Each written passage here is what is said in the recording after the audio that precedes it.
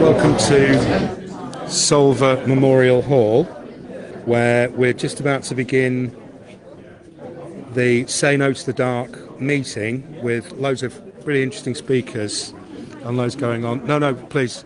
It's really busy. If I can just show you 1 second. So many people around. So, switch to this one. So, just to give you an idea of how many people have turned up for this meeting, if I just do a quick pan round, then you can see how many people there are here.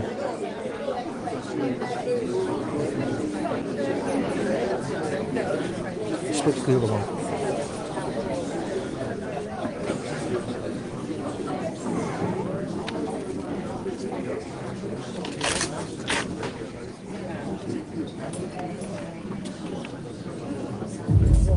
In 1990, the US military proposed an over-the-horizon radar array on St Davids airfield, Pembrokeshire. Oh, is there any space? Yeah. It produced levels of radiation so high that the entire... In 1990, the US military proposed an over-the-horizon radar array on St Davids airfield, Pembrokeshire. It produced levels of radiation so high that the entire population would have had to be evacuated from the area.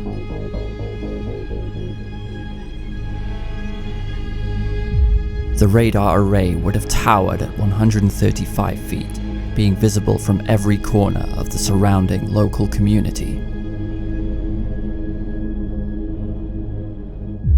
The people of Pembrokeshire forced Margaret Thatcher herself to scrap it. But today, a new threat is rising. A new radar proposition, named DARC, would likely produce radiation levels 5 times greater than broadcast antennae proven to double cancer rates in surrounding populations. The 27, 20-meter-tall radar dishes would span over a square kilometre, that's 10 football pitches of space, and critically impact the skylines of Newgale Beach, Solva, Roach, Llandeloy, and many other places in the Pembrokeshire Coast National Park. But that's just the start. Tourism income and house values would spiral downwards, with some residents contemplating selling before a race to the bottom begins, while a major net loss of jobs looms. That, though, is before we get to the real big picture. The US military is trying to dominate space. It wants to use DARC's radars to scan for other nations' satellites so it can shoot them down, against the wishes of most countries in the world. But the people of Pembrokeshire are strong. We defeated the radar in 1991 and proved against all the odds that the US never stood a chance. When we stand together, we are unstoppable. We can stop DARC.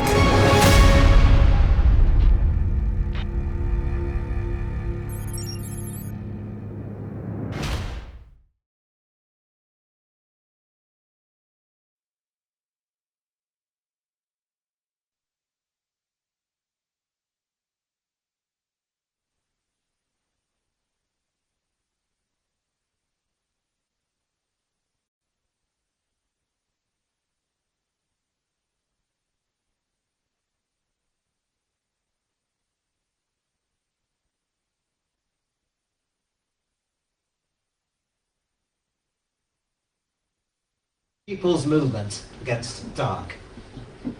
My name is Mick Dowsett, and I'm doing Bar High and Saesnig now, and I'm going to continue in English now. My role tonight is to guide you through the different aspects of this issue by introducing you to the speakers, to the films, and to the presentations that will be coming up very shortly. Please speak up into the microphone. You need more volume. Closer to the microphone. Okay, thank you very much. So, first of all, the boring bits, the housekeeping. If there is an emergency, if we set ourselves on fire with our passion, the exits are through there, where you came in, and opposite where you came in. And the other bit of housekeeping is, please Can you switch off your mobile phones or turn them to silent?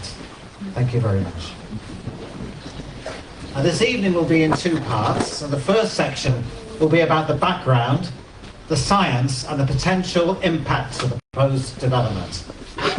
It's vitally important that we know what we're dealing with here. There will then be a short break for refreshments, followed by an opportunity for you to ask questions, to offer opinions and to learn more from our panel of speakers. This is a public meeting and it's really important that all voices be heard. I want to say a huge apology from our great friend Chloe, who very unfortunately couldn't be with us tonight. Chloe is the one who's coded the website, made the flyers, the stickers, the banners, the film trailer, the petition, the crowdfunder, the research, and pretty much refounded PARC Against DARC as we know it today. Our huge thanks and our gratitude to her for all her months of work. And she's left us with this message, which is power to all the people of Dewisland for turning out tonight. Have an awesome meeting, everybody, and let's make DARC history. Our great gratitude again to her. Diolch o galon and Chloe.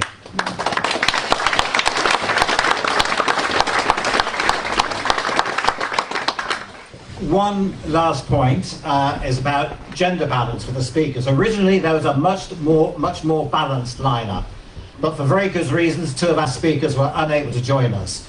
We apologise for this, but we are determined to make sure that all voices are heard and represented. So first up, here he is. I want to introduce Roy Jones, who will give you an overview and a background to why we're all here tonight. Roy was a founder member of PARC in 1990 and is currently very active in the campaign to stop DARC. Thank you. Roy Jones.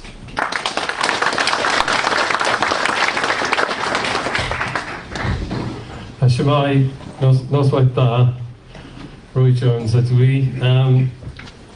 I'm Roy, and my talk is going to cover a brief explanation of exactly what the DARC installation is, followed by a brief history of the PARC campaign in 1990-91.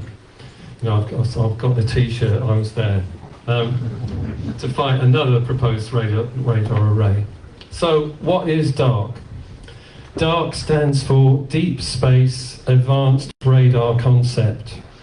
It is a joint US, UK, Australian military project which seeks the capability of tracking the movement of satellites in orbit around the Earth as high as 36,000 kilometres.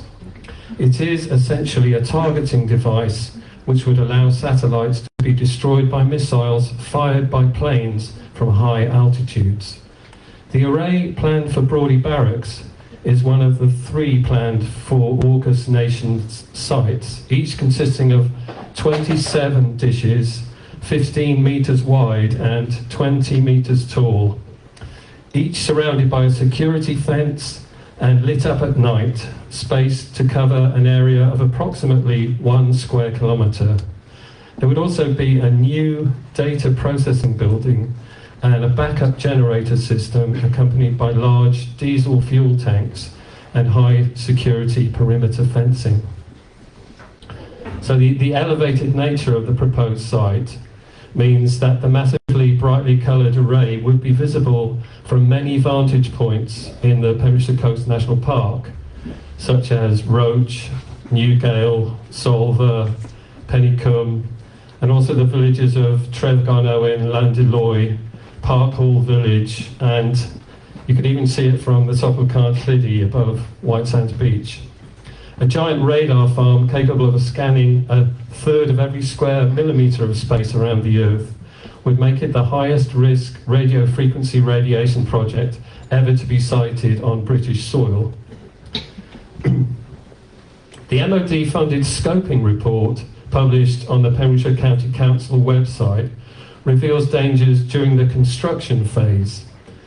It notes the presence of buried, unexploded ordnance, radioactive materials such as uranium and strontium-90, and extensive asbestos contamination, which the report warns has the potential to migrate into building foundations ponds and leach into the groundwater, and from there into Brandy Brook and the Solva River.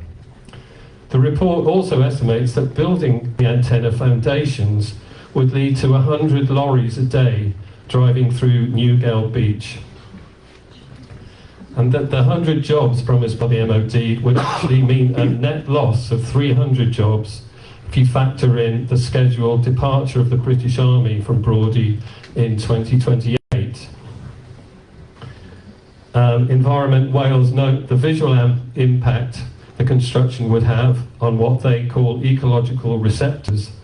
The site has a huge concentration of skylarks, and the surrounding area has important reptiles, amphibians, 66 priority bird species, as well as bats, badgers, otters, hares, hedgehogs, harvest mice, stoats, weasels, and polecats. All of these would be affected by the building of such a dangerous radiation farm. Do the people of Pembrokeshire and Wales really want an American military installation designed to dominate space in our most sacred of places, the Dewisland Peninsula, home of Dewisland and a centre of Christian pilgrimage for centuries? But remember, we beat it once and we can beat it again. I was one of the founding members of PARC, Pembrokeshire Against the Radar campaign, in 1990. The US military wanted to build an over-the-horizon radar array on the old St Davids airfield, very close to my home in Whitchurch, and PARC formed early in 1990 to stop them. The central figure was novelist Rosemary Hawley-Jarman, who is now deceased, sadly, and she wrote letters to hundreds of councillors, MPs, clergymen, scientists, and US senators to garner support. Very early on, we discovered that there were definitely potential health risks from such a powerful array, so we commissioned an independent survey of the risks by Roger Coghill from Surrey University, an expert on the effects of electromagnetic radiation.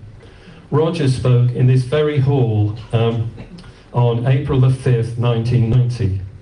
His presentation really woke up the local community to the dangers of such powerful radar transmitters have on humans.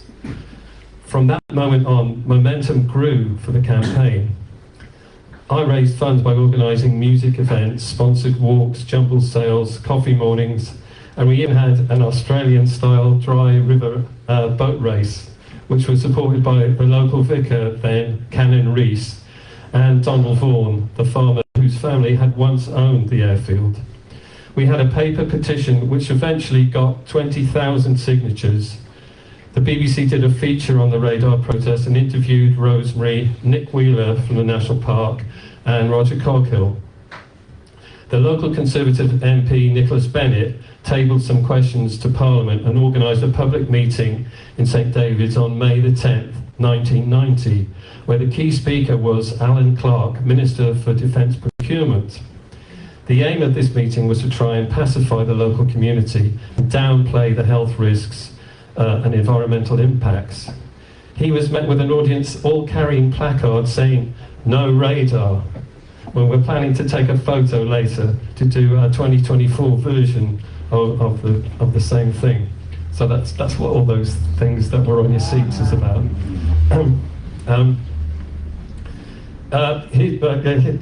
So on July the 14th, 1990, was the date of the historic procession and rally, Gorum Daith Rally, from St David's Cathedral to the airfield, where there were talks by Plaid Cymru, Labour and the Greens, and Welsh legend David Iwan led everyone in the national anthem. The campaign had spread to the whole of Wales. By this time, we had pledges of support from a wide range of people and bodies, including 3 Euro MPs, Council for Protection of Rural Wales, Dyfed and Preseli councils, Mid Glamorgan County Council, Haverfordwest, Fishguard and Goodwick Town councils, Friends of the Earth, Nuclear Free Zones Welsh Forum, the Parish Welsh Society, the Welsh Chapel Association, the Archbishop of Wales, Bishop of St Asaph, Bishop of Bangor, Bishop of Salisbury, 5 members of the House of Lords, 30 MPs, 7 local community councils, and Neil Kinnock, leader of the opposition, Council for National Parks, St Davids Peninsula Tourist Information, and CND Cymru. So, by October, Archie Hamilton, who's the Minister for the Armed Forces, appeared on TV as part of a report following Margaret Thatcher's visit to Haverfordwest the week before. He said about the radar, well, it had to go somewhere, and it would not be quite as awful as people make it out to be. Not the best PR speech ever. The EIA, the Environmental Impact Assessment, was finished by November, but not made public. PARC managed to reach out to the US Congress. We had support from the Bishop of Massachusetts, and although it was stated in correspondence with Senator Brock Adams that an information paper from the US Defense Department, which actually mentioned PARC, stated site preparation is scheduled for late 1990. So the Over-the-Horizon Radar UK system is in production. That paper was dated the 28th of November 1990. So the US Navy Vice Chief kept quiet about whether the radar in St Davids would go ahead or not. The MOD also kept quiet on the issue. So we were kind of in a bit of a quandary as to what was going on. And then in February, the US announced that another over-the-horizon radar planned for South Dakota would be scrapped. And the environmental impact assessment that we were waiting for so long was never published. And then on April 26, 1991, Alan Clark released a press statement saying, "We have been reviewing our equipment and have decided not to proceed with this project." Which means they're going to scrap it. So Nick Wheeler of the National Parks absolutely, welcomed the decision, and the National Parks actually gave us an award, which I think my wife went along to that, as well as some other people here tonight. So we started small, but we grew and grew until we reached across the Atlantic. We could do the same thing again. The key is unity. If we all work together and unite as a community, we are a force to be reckoned with. Have a look at our website, parkagainstdark.com. All the information you need is there. Lobby local councillors, write to MPs, and we're in an election, so that's a good time to put pressure on potential candidates. If you have connections to the US Congress, use them. If we work together, we are unstoppable!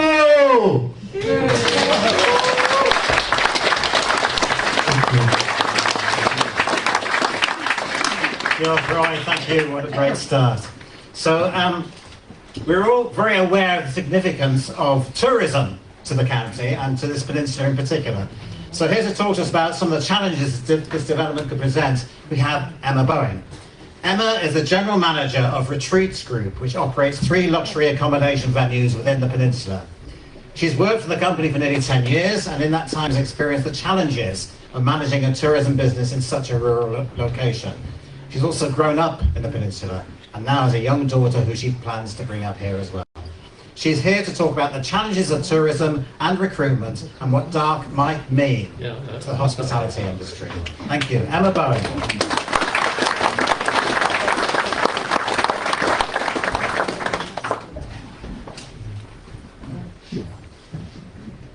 Hi everyone, can you hear me? No. Hi, so yes, as explained, I'm the manager of Retreats Group. For those of you who don't know about that, I thought I'd just give you a little bit of background. So the Retreats Group, well, it's as close as my face as I can get it. The Retreats Group operates luxury accommodation properties owned by the Griffiths Roach Foundation in the peninsula. Just take this off.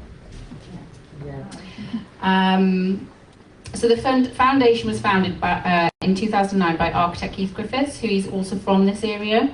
In the 80s, he moved to Hong Kong to pursue his career, and although he still lives there to run his company, he's incredibly passionate about St Davids and Pembrokeshire. So Roy got in touch with Keith to ask his opinion, as he has some sway in these kind of things, and he is opposed to it as well. So he's asked me to speak here today. So he recognised from his experience travelling the world that St Davids could easily include luxury accommodation, and that would draw more people to the area who would then put money into the local economy. Due to his success, he was able to purchase and restore these 3 endangered and important historic buildings under the foundation so that they are separate from the operator and they'll always be looked after. These buildings were chosen for their importance to the area's culture, history and landscape, and they've been restored to contemporary luxury standards whilst preserving and protecting their historic fabric. His goal was to rescue the buildings from falling into disrepair, but also to give them a purpose and to enable people to experience them with a particular focus on tourism. So those venues are 12th century Roche Castle, 19th century Penrhyd Priory in St Davids, and also 19th century Tyrfvelin, which is a former windmill. Most of you should know that, and which was developed in 2015, and it's now home to 39 bedrooms. We have a 3 AA Rosette restaurant, and we hold talks, workshops, musical events as well for the local community. So I can't imagine there's anyone here today who doesn't know someone who works in hospitality. My first job was in a cafe, and apart from one of my jobs, all of my employment has been for hospitality businesses. So this is a really key area for employment in this area. So some figures for you. We currently have 75 people on our payroll. That's full-time, part-time, permanent and casual. We have a range of jobs.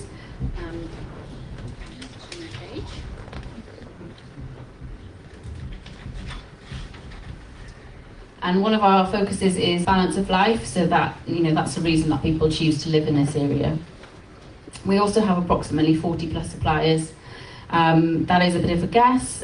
We probably have, double that at some points when we might be doing a renovation or a project. We have plumbers, engineers, coffee producers, farmers, toiletries, linen, just so many vast kind of suppliers that we have, all coming from across Pembrokeshire. So if this group were to fail, that's a huge loss of direct and indirect employment and a huge financial loss to the area. I can't give you details of our expenditure, but I can tell you it's a lot. Keith alone has invested close to 20 million of his own personal wealth into these buildings and the retreats group, and he continues to invest in this area and the buildings. We're constantly renovating them. We recently sponsored the Rugby Club, for example, and we contribute to community initiatives and charities, and we also collaborate with local businesses such as the Cathedral. So as a company, we rely on leisure tourists, and 99% of our guests are here to enjoy the coast path, beaches and culture. That is simply why they come. So if DARC were to go ahead, this is likely to negatively impact all 3 of our businesses. We do struggle already for 6 months of the year, from October to March. We're not making a profit in that time, and we rely on our summer revenue to keep us going all year. We're one of the few businesses that don't close. We stay open and we keep people in jobs all year round. So tourism is essential to us. And I think the key thing to think about is, if I was looking for a holiday location, would I choose somewhere next to 27 radar structures? The answer is probably no. Same if you were looking for a holiday, would you choose somewhere close to those structures? We choose to live here because it's natural, and I think that's why visitors come here as well. So yeah, that's pretty much what I have. Thank you.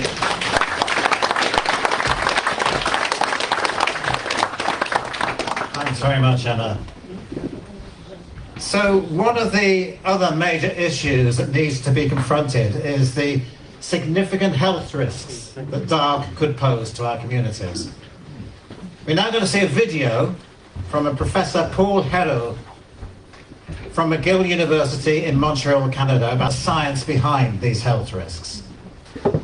His extensive experience in public health research and his role as a telecommunications company's manager led to his appointment as a commissioner and vice chair of the International Commission on the Biological Effects of Electromagnetic Fields, making him very well positioned to contribute to this topic here today.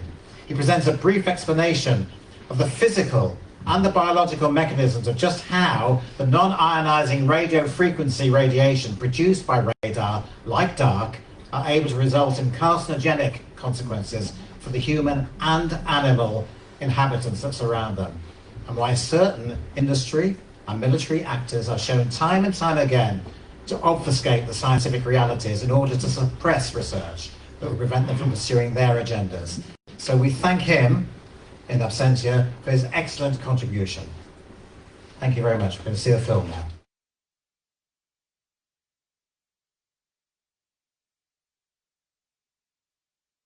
I am Dr. Paul Héroux, professor at McGill University in Montreal, Canada. As you can see at the bottom of this slide, I am also a member of the International Commission on the Biological Effects of Electromagnetic Radiation. Here are more details on my credentials, which you may examine at your leisure.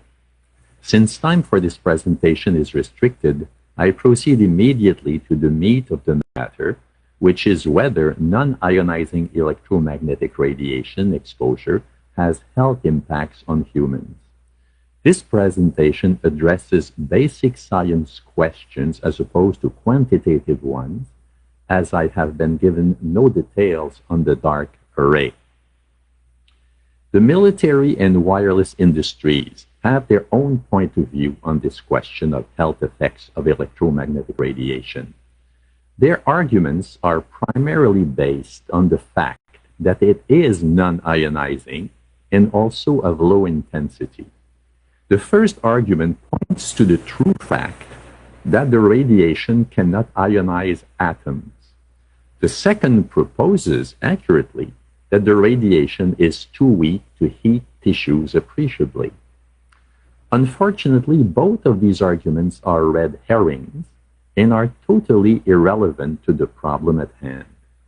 The only case in which they would apply to a human is if that human was dead.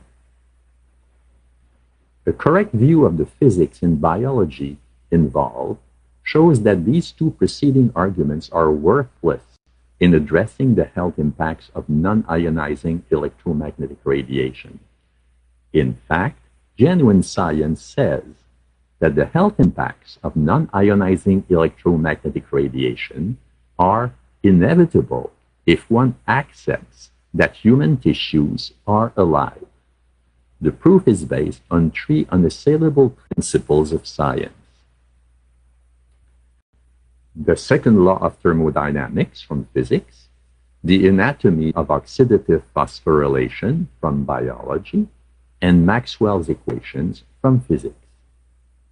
The first element stems from the fact that living tissues actually maintain inevitable metabolic reactions, and that these reactions create unstable free radicals that are easily influenced by electromagnetic radiation from the environment. In the actual implementation of human, animal, and plant metabolism, electron and proton currents continuously flow in the mitochondria of our cells. This is illustrated in the diagram here. This structure has been proposed by biologists since 1961 and has been widely adopted since 1975. Without these current activities, which generate ATP, adenosine triphosphate, our cells die rapidly. This is a busy quantitative slide which shows that the human body contains between 0.28 and 18 quintillion electron and proton paths, 100 to 200 nanometers long. Collectively, they act as antennas that perturb the function of our cells when external electromagnetic fields are present. This property of the body is even reflected in the dielectric measurements of living tissues. That the body's antennas function is disturbed by environmental electromagnetic fields is guaranteed by the principle of superposition, which is derived from the well-known Maxwell's equations. If you are the victim of health effects from the radiation after DARC is installed, your comments will likely be ignored and you will be told that you are imagining things since such effects are impossible. Fortunately, science can rely on animal reactions that are unlikely to be caused by imagination, since they are likely to be aware of the situation. This is a video which illustrates this. This picture shows some aphids on the leaf of an orange tree shortly after radar equipment was installed at a nearby airport a number of years ago. I noticed that every few seconds, all the aphids would tense up in unison and do sort of a little dance, as you see in the picture. Upon further investigation, I found that the interval of time between the activity of each dance coincided exactly with the rotation of the radar rotor device at the airport, which was a distance of approximately 14 miles. During the slide that follows, I have attached the sound from a microwave detector stimulated by a radar scan. Should DARC be installed, this inaudible signal to you will likely be present forever in your new environment, but of course it can be detected by radio equipment. And so what are the possible consequences? This 2011 article suggests that pulse microwaves from a radar working environment can be the cause of genetic and cell alterations, and that oxidative stress can be one of the possible mechanisms of DNA and cell damage. This 2023 article states that it should be mandatory to reduce the radiofrequency radiation exposure of all personnel to that of the typical community levels, including the peak level of radar pulses. Radio protection, safety instructions, cancer risk warnings, and quantitative data on individual exposure, together with regular medical monitoring, must be instituted for all personnel exposed to such risks. The findings from our study add to the growing body of evidence underscoring the gross inadequacy of the thermal standards. Based on our findings and on the previous accumulated research, we endorse the recommendations to reclassify radiofrequency exposure as a human carcinogen, International Agency for Research on Cancer, Group 1. This 2013 article states that occupational exposure to radar microwave radiation leads to changes in somatic symptoms, anxiety and insomnia, social dysfunction, and severe depression. As you can see at the bottom of the slide, the article was retracted after publication. It means that the article was submitted, reviewed, accepted, published, but that something happened afterwards. It is not unusual that journals are intimidated to retract information that is not acceptable to certain organizations. In this way, the question of the biological effects of radar radiation is a political rather than a scientific one. You cannot be harmed by things that you are unaware of. I wish PARC the best luck in ensuring that your home remains a theater of health rather than a theater of war.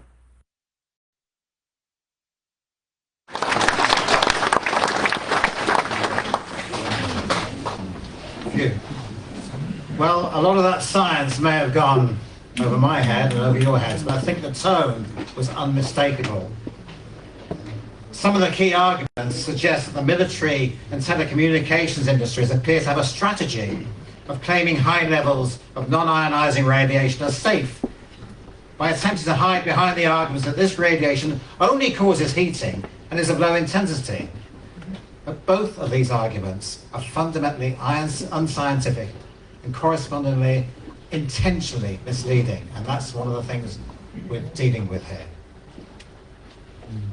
Of course, it's not just the risks to human health that we need to understand, but also the possible devastating effects on our wildlife and our habitats.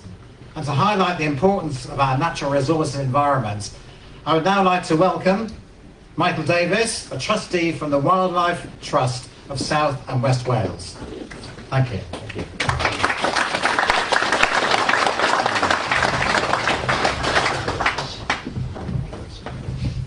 Hello, everybody. It's lovely to see so many people here. I want to tell you a simple story about a great bird, a really important bird to Pembrokeshire, and that bird is the Manx shearwater.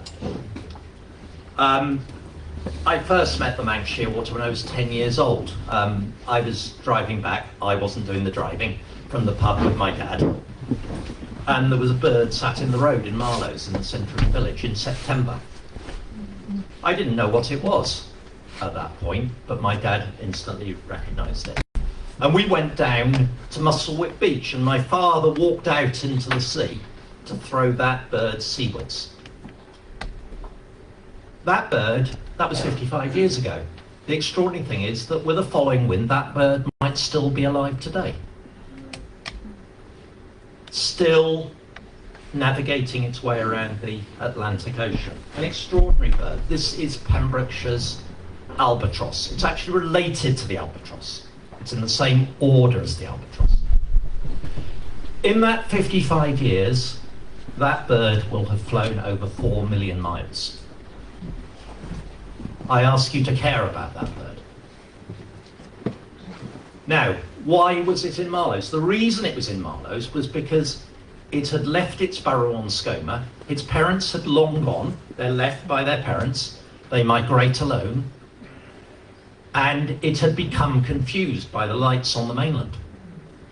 And instead of going out to sea, as it should have done, it had turned towards the land, and it had landed on the road in the village. It cannot take off from the road.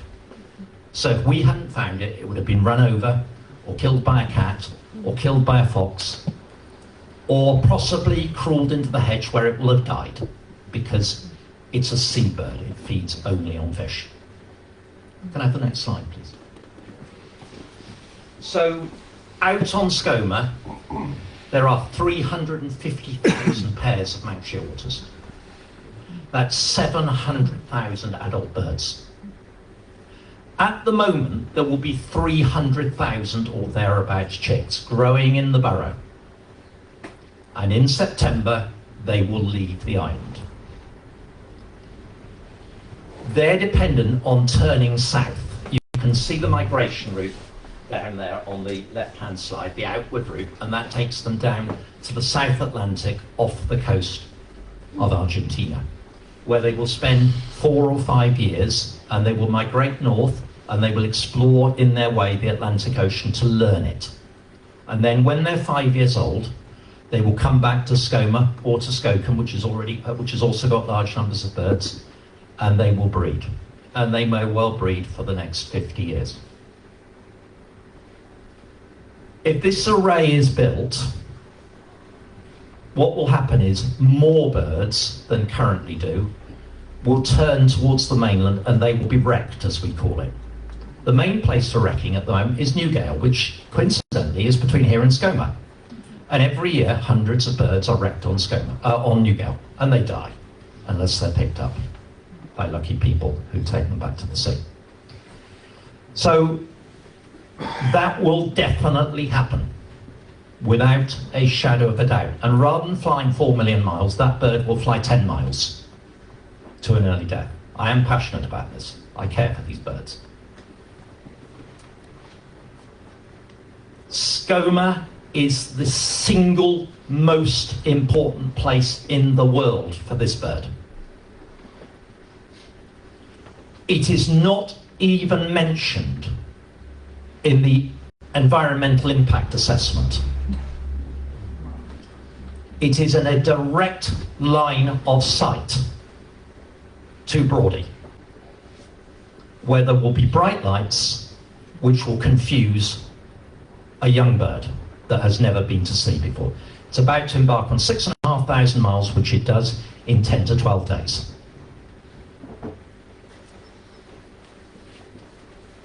Next slide, please.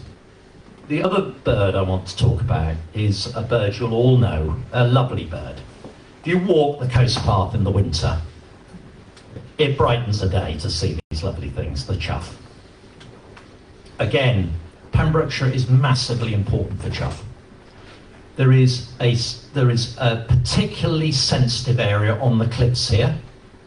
It is a protected area for chough. It has been acknowledged in the environmental impact assessment. But And I cannot tell you absolutely, as I could for the shearwater, what the impacts will be.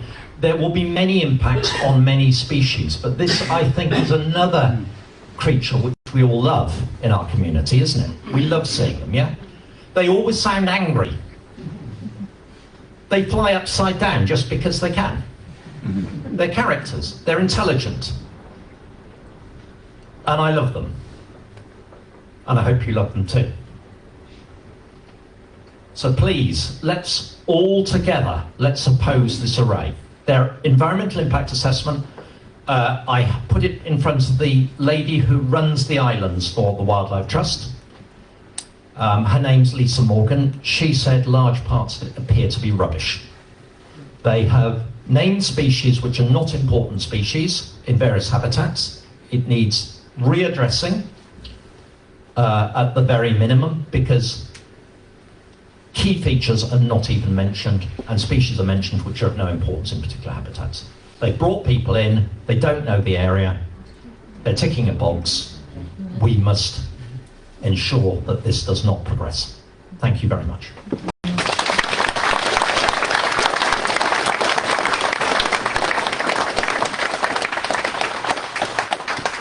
you very much. It's not one story, it's millions of stories. Thank you, Michael. One more video for you. Again, on the health risks. And this is a very significant one. Let me just get my notes up. A video presentation by radiation health scientist, Dr. Michael Peleg, who speaks for us today in an individual capacity. Working with scientists able to provide a special level of insight for the military technology sphere has been for all of the team at PARC a project of ensuring that both the motivation for peace and the universality of scientific fact for our protection of humanity are at all times at the heart of any campaign such as ours. Dr. Peleg's research, in whose text the Israeli author group makes a call for peace in the Israel-Palestine region, has faced an evidence-free backlash from the Israel military and forms part of a backdrop in which soldiers have sought, without avail, recompense from the Israeli Defense Force for the slew of cancers resulting from the operation of what they call the Iron Dome radar system that have, in a number of cases, ended in fatalities.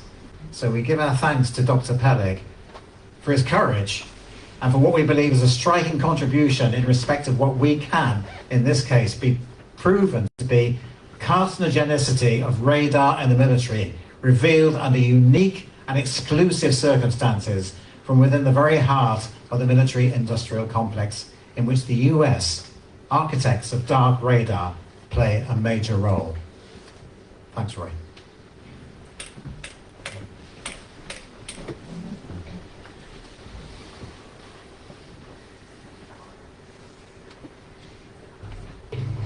Hello, this is presentation on radar and cancer. It was prepared at the request of the PARC organization.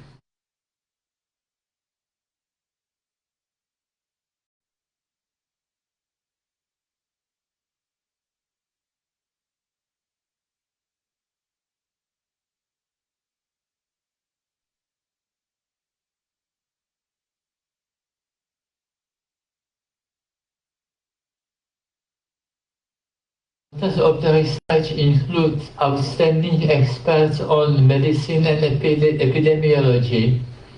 I am Michael Peleg. I am engineer working in radio communication and information theory, and occasionally for the last 15 years on radiation safety. I did the statistical analysis in this paper.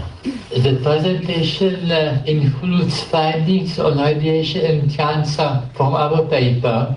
It compares radar and cellular radiation, which are similar but different, and it presents the parameters which are important and should be monitored. The research was on case series of 46 cancer patients. Those were IDF soldiers ill with cancer at the end or somewhat after their military service. They served either near military radars or military communication systems, and the patient's age diagnosis was very young, about 24 years. We analyzed two aspects. For 6 patients, we knew the number of the soldiers serving in the unit, so we could and did perform direct analysis of the cancer risks. On the group as a whole, we analyzed abnormal cancer characteristics, in particular the percentage of patients who had hematolymphatic cancers, which are lymphomas and leukemias. Such abnormal characteristics of cancers indicates that there was some carcinogen which modified the cancer characteristics, made them different from the general population, and was strong enough to be noticeable. The results on all cancer rates are on this graph. We show the number of cancer cases over the years from the beginning of the military service. There were 6 patients, and in such a group, accounting for the age of the patients, there should be less than 1 in the normal public and population. This means that the cancer risk rose about 8-fold. The group was small, so the true risk could be smaller or larger. However, we have seen and cited similar results in previous published researches. It is a characteristic of groups of young people exposed to strong radiofrequency radiation. About the group as a whole, the percentage of hematolymphatic cancers was 41%. It was 19 patients out of the 46. The percentage in the general population in those ages is only 22%. This abnormal characteristics is consistent with previously published researches. We will show it in future slide. This research focused on hematolymphatic cancers. There are many publications on other cancer types caused by the radiofrequency radiation. Our findings are consistent with 5 previous studies, mainly the high abnormal and statistically significant hematolymphatic cancer percentage, which was high in all the groups, and also high cancer risk, hematolymphatic and others. It is consistent across 6 groups of patients in Poland, Belgium, and Israel. And the studies involved different exposure from different radiofrequency radiating equipment, and the cases occurred over decades. The only common factor common to all those groups was the radiofrequency radiation. It is unlikely that something else caused those cancers. The results from the 6 groups are presented on this graph. The graph presents the observed to expected ratio. In normal population, the observed and the expected number of cancer cases is the same, and this ratio should be 1. This is the red line on the graph. As we see, in all the 6 groups, the number of cancer cases and the percentage of hematolymphatic cancers exceeded very significantly this value, which means there is something common and seriously bad in those 4 groups.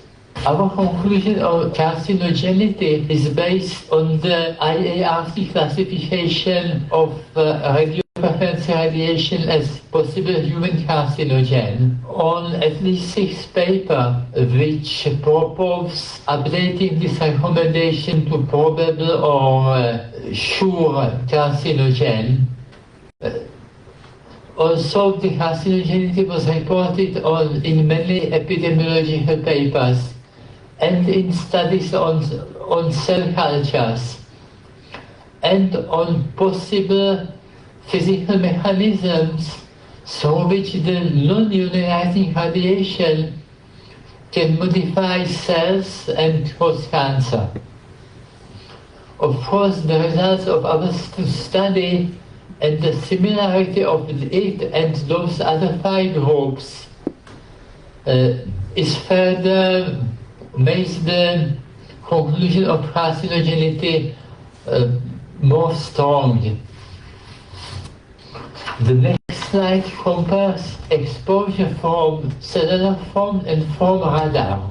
The radiation in both cases is the same radiofrequency radiation. It is not ionizing, but there are differences. The radar exposes the human with a whole body radiation. This is in contrast to the mobile phone, which exposes only part of his head. So about 10 more many cells are exposed by the radar, and so the possibility that the radiation causes cancer should be expected to be 10 times higher. The radar must apply vastly stronger transmit power to detect targets flying tens of thousands of kilometers from it. Now the radar tries to direct its transmitted energy into some desired direction. However, there is a spillover called the side lobes. Even when the antenna is designed to radiate in certain direction, it radiates in almost all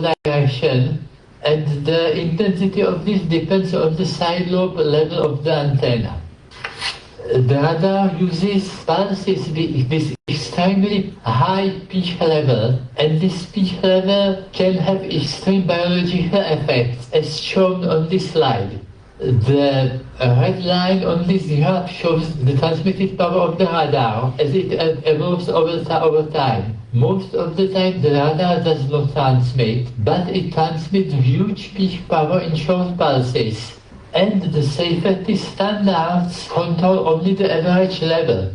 So they conclude that on the average the transmitted level is low and is permitted.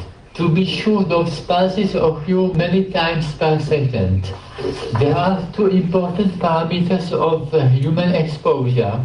The first is the average power density. It is measured, for example, in microwatts per square centimeter. It is regulated by the so-called safety standards. Those are designed only to prevent harm by overheating, and they do not account for carcinogenity. The second important parameter is the peak power density. With given average power, the peak power in radar is expected to be about 1,000 times higher. It of course depends on the radar type. The biological effects could be stronger. There was a very good animal experiment with radar light signals which increased cancer rates in animals about 2 or 3-fold. And most of the patients in our study were radar operators. The exposure levels of most of the cancer patients in the 6 groups I presented were exposed to levels which are somewhere between the typical citizen exposure level and between the much higher levels permitted by the so-called safety standards. Some radiation levels are presented in this table. The exposure of a typical citizen in a community from the antennas of cellular base stations is about 10 or 10 microwatts per square centimeters. The peak level is about 5 times higher. The Swiss and Italian standards permit 4 to 10 microwatts, which is more or less the typical level people are exposed to now. The Israeli radiation limit is 100 microwatts, which is higher.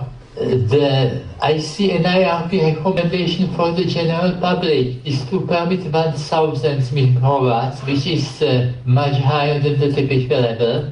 The occupational recommendation is 5,000, and the IC and IRP recommendation for the maximal peak level is 5 million, and even this limit was cancelled by the IC and IRP in 2020. The last slide is my recommendation about the DARC radar. I think the radio frequency radiation exposure from the radar should not be larger than the exposure from typical cell phone mobile antennas. This means that the average levels should be no more than 1 microwatt, and the peak levels should be limited to 5 microwatt per centimeter. And the ARC designer should control those levels, starting from the analysis in the preliminary design and continuing to the operation of the radar. Those levels should be always fully accessible to the public. There are means to reduce exposure. Those are sighting the radar far from human beings, shielding by topography, for example hills between the radars and between the exposed village. The design of the radar would include very low side lobe level and some attempt to reduce the peak level by new waveform design. Thank you, and I wish you success with dealing with this difficult issue.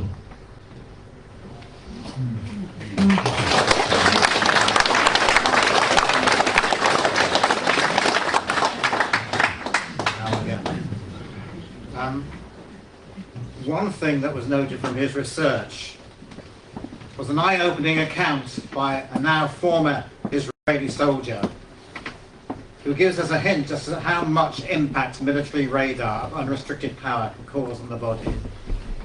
He says, when you're near a radar, you literally feel your body boiling from inside out. If you try to imagine what happens to food when it's in the microwave, it's like that. You feel the heat coming in waves. We now know that as a result of this, Israeli soldiers have come to nickname their Iron Dome radar the toaster.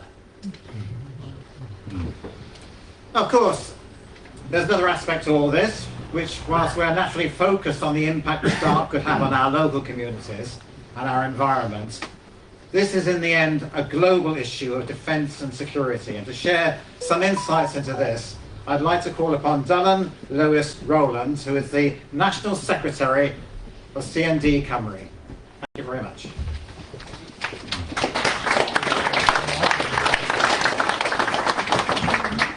So, microphone on? Yeah. It's not on, is it? Yeah. Is it on? Can people hear me in the back? No. Can people hear me from the back now? Better. That's okay, I'll try to speak out. There you go. Right. Hopefully you can hear me now. Diolch yn gwahoddiad I siarad heddiw. Dylan Lewis Rowland ydw I, ysgrifennydd genedlaethol Ac&D Cymru. Yr amgylch dros diarfogi niwclear. Y ffocws ni yw nuclear, rydyn ni'n ymgyrch dros heddwch a chyfiawnder. Thank you for the invitation to speak today. I'm Dylan Lewis Rowland, the National Secretary for CND Cymru, the Campaign for Nuclear Disarmament. While our focus is on the nuclear questions, we campaign on broader peace and social justice issues. On thinking about the themes I was given today, security, international, Cymru, one word kept coming to mind: solidarity. Possibly not surprising to anyone who knows me, but within that word is a lot of meaning, and it is what defines the peace movement more than any other word. You've heard, and will hear today, the effect the DARC initiative will have on businesses, on people's health, on the environment, all aspects important and that need to be discussed. But we are coming from this at a different angle, the angle of solidarity. The UK, US and Australia all say that this initiative is key to building international security, that this initiative is about defence and security. What it's actually about is militarisation. What it's actually about is war. It's about expanding the capabilities of the US and the UK and UK's imperialism. It's about, in their words, the delivery of enhanced security capabilities in the Indo-Pacific and beyond. The US has admitted its intention to control space. The greatest country on Earth wants to become the greatest country on Earth and space.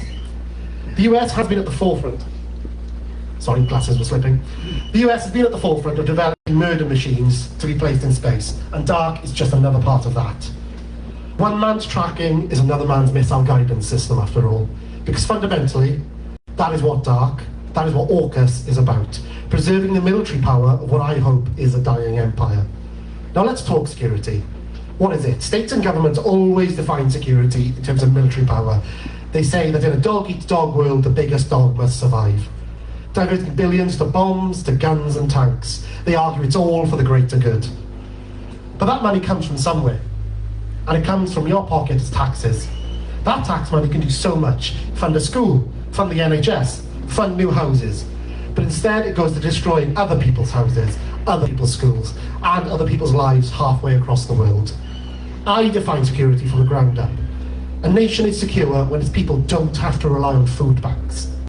A nation is secure when everyone has a home. A nation is secure, in short, when a population is happy, healthy, and safe. A nation is secure when it builds an economy on solidarity. Bombs don't achieve solidarity. Least of all nuclear bombs, the ultimate weapon. A thing we pay billions upon billions for in the hopes of never having to use it. Now Wales has a strong history of pacifism, a strong history of solidarity. The first European nation to declare itself nuclear-free in 1982. A nation whose women walked the streets 100 years ago collecting signatures for the Women's Peace Petition, and whose women walked alongside many others to Green and Common to protest nuclear weapons being placed. Indeed, the PARC campaign you've heard about today is a part of that history. I'd like to focus on the Peace Petition for just a minute to show the power of grassroots campaigning. The Peace Petition was a call to the women of America from the women of Wales to join the League of, to work to join the League of Nations. Women of all classes, of all backgrounds, walked through the streets and lanes of Wales, collecting 390,296 individual signatures of women. That was in 1923. That is truly astounding to me, and truly shows the power of solidarity, the power that that desire for peace can inspire. Now I'm nearly done with my time, so I'll attempt a small summation of my argument today. DARC is not just happening here in Wales, it's happening in Australia, it's happening in the US. What we are campaigning on here, we are campaigning on there. The struggle is fundamentally international, and we are building the links to ensure that we are part of that international struggle. You'll hear a lot over the coming weeks and months and years, possibly, about security, about Wales's place in Britain and in the world. But just remember one thing. Our priority must be to keep this beautiful part of Wales beautiful. Our priority must be to keep each other healthy and safe.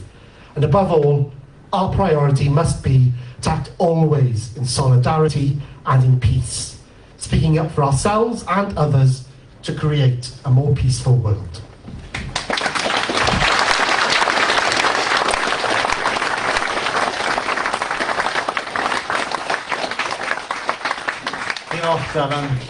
So important so that we realise it's not just in my backyard, it's in everyone's backyard that we want DARC banished. Almost time for a break, you'll be glad to hear, to absorb all that science, all those slides, and to formulate your questions for the panel which will be convening after you've had a cup of tea. But just before that, I'm going to introduce somebody that many of you will know, a long-term campaigner, a member of PARC, and he's going to summarise what we've heard in the last just over an hour. So please welcome Jim Scott. Thank you. And it is truly amazing beyond all of our expectations, the amount of people who are here today, and I think that completely demonstrates, like, I feel like we've kind of won already, which is quite an incredible feeling, but anyway. Yeah, so I'm Jim. I've lived in the area for about 30 years. I lived in Goodwick for about 20 years, and I live just a few miles down the road now. Yeah, I have been involved in local campaigns, social justice campaigns, sort of peace campaigns, and at the moment I am involved with PARC Against DARC. But my sort of main concern here is our community, you know, what they're trying to do to our community.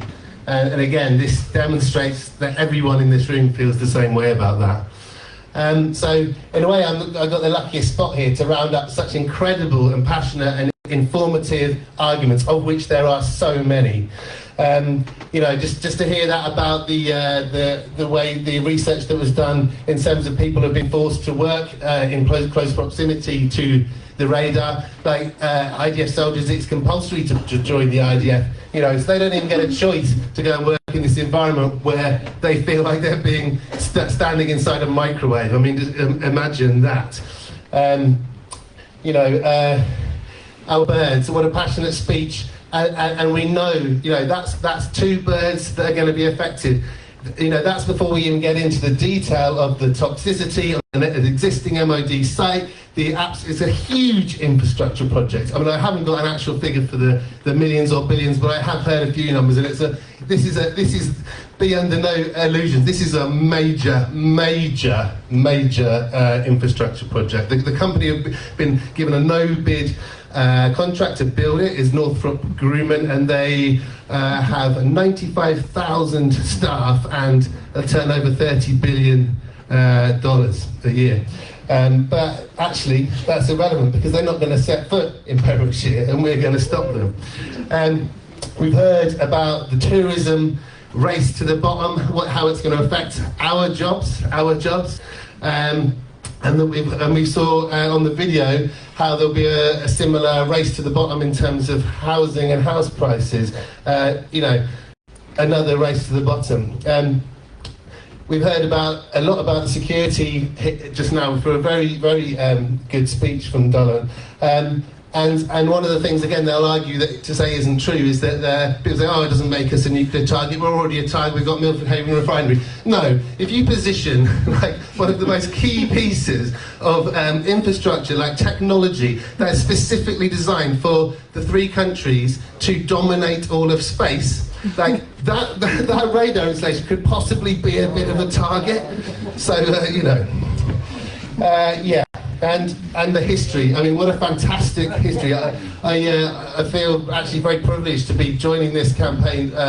People like Roy who have fought this, and I actually know some of the women who were at Greenham Common as well, who joined joined the campaign. Sorry, like 33 years ago. And you know, and one of the things we decided early on is that we will, as a campaign, you know, a 2024 campaign, we will build from and, you know, dig deep within that incredible rich heritage, history and tradition that was created back then, because they fought it off back then, and we will fight it off again this time. And you know, and the video as well, I would just like to reiterate the thanks to Chloe who did the video and built the website, because again, I would say, like, what a campaign to get involved in. It's absolutely phenomenal already. We've had, I think, already 5,000 signatures, which is, again, from a campaign that didn't exist, or, you know, it existed, we were planning towards it, but it wasn't, we only went public literally a month ago. So 5,000 signatures, and this level of engagement, we've been on BBC TV News and articles all over the place, and obviously this will grow and grow. You know, and in that vein, you know, the last time I think it was the David and Goliath, and you know, this is how we're gonna beat this, because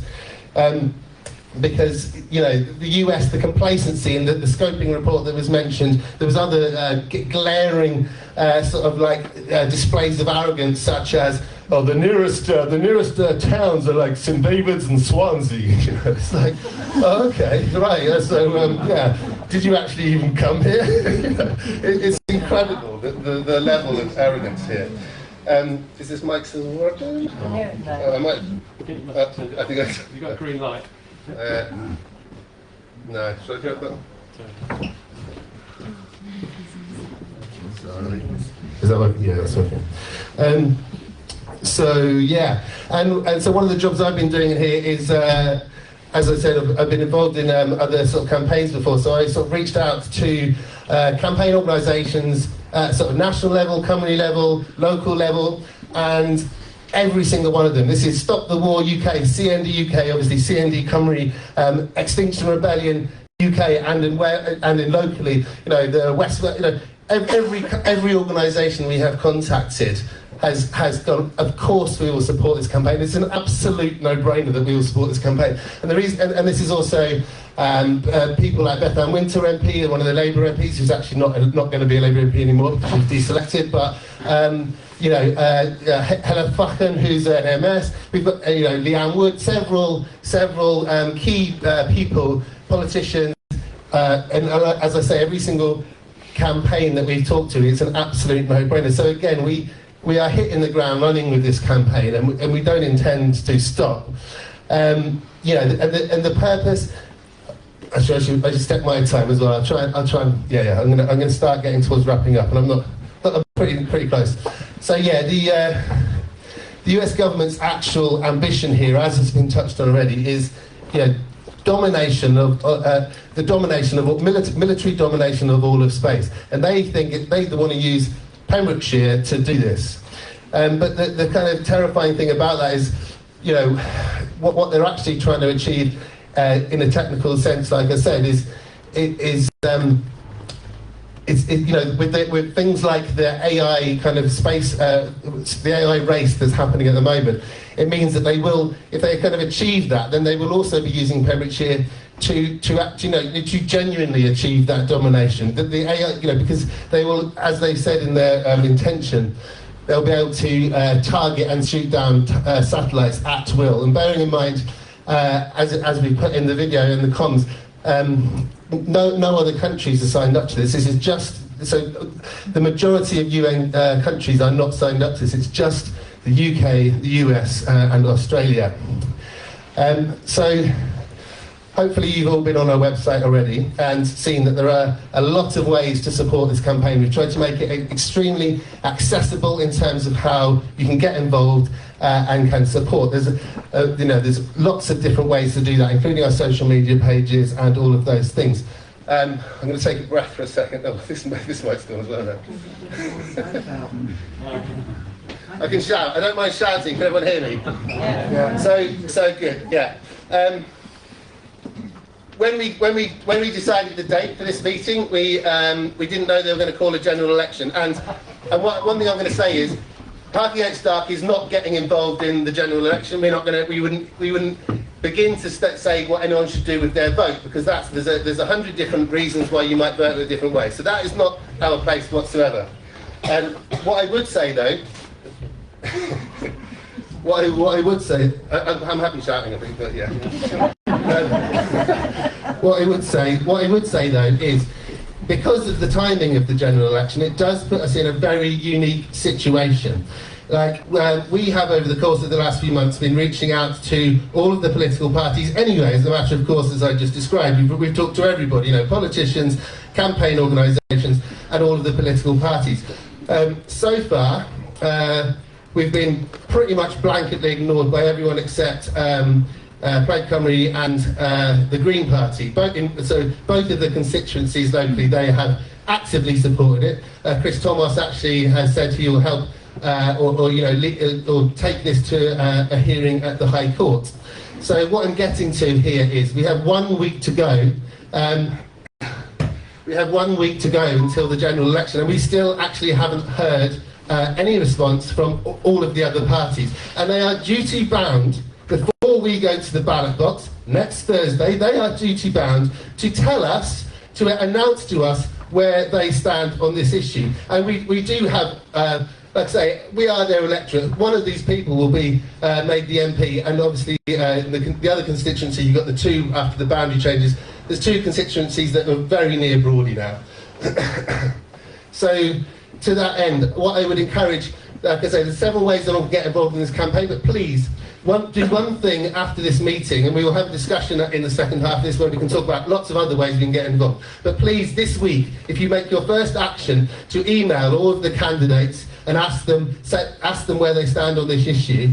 I know, for instance, it's looking likely that Stephen Crabb will be voted out by Labour, and it's looking likely that in this constituency, Henry Tufnell will become made the MP.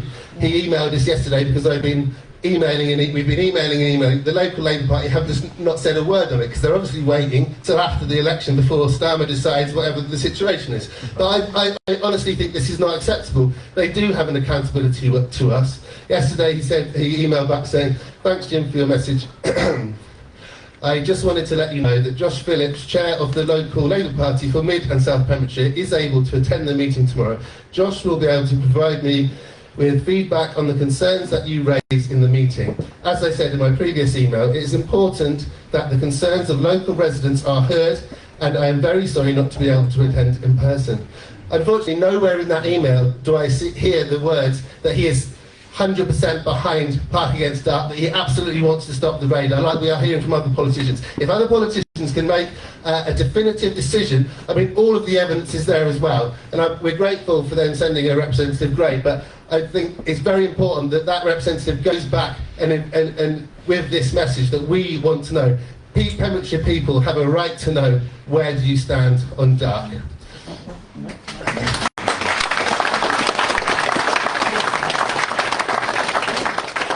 I've probably gone really over my time, and I'm very sorry. I get a bit fired up sometimes with things like this. But now we're going to... Show the scan now. Oh yeah, and also, yeah, well, we are going to be putting a Facebook post out which has got the specific emails of all 15 candidates in both constituencies, but also, they're also at the top of the list on the lobbying page if you scan the QR codes. Before we stop for the interval, we do want to... I think Rory's going to put it up on the screen. So this is a historic image from the previous campaign. I'll get out of the way a minute. So we would like to recreate this just right now before we get to the break. So it's going to take a tiny bit of organising on. Yeah.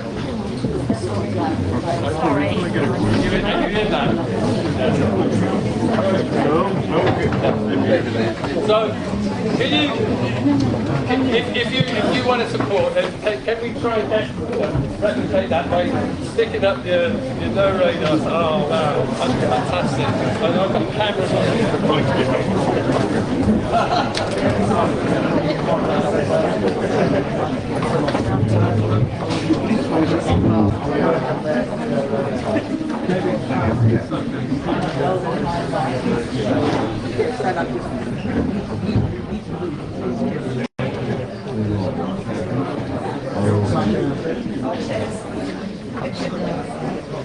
Make all difference.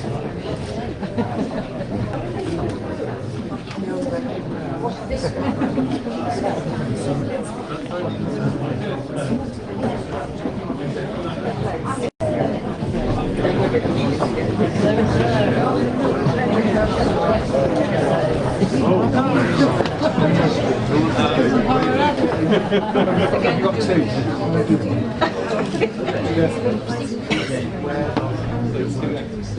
Someone's sitting there. Jim, sorry, get in the front. You look fantastic. Keep smiling. Okay, yeah. Someone put these lights on at the back. We'll shout out. Oh yeah, put the lights on at the back.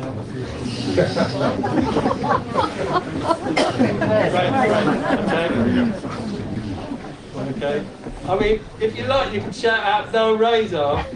Fancy to do that?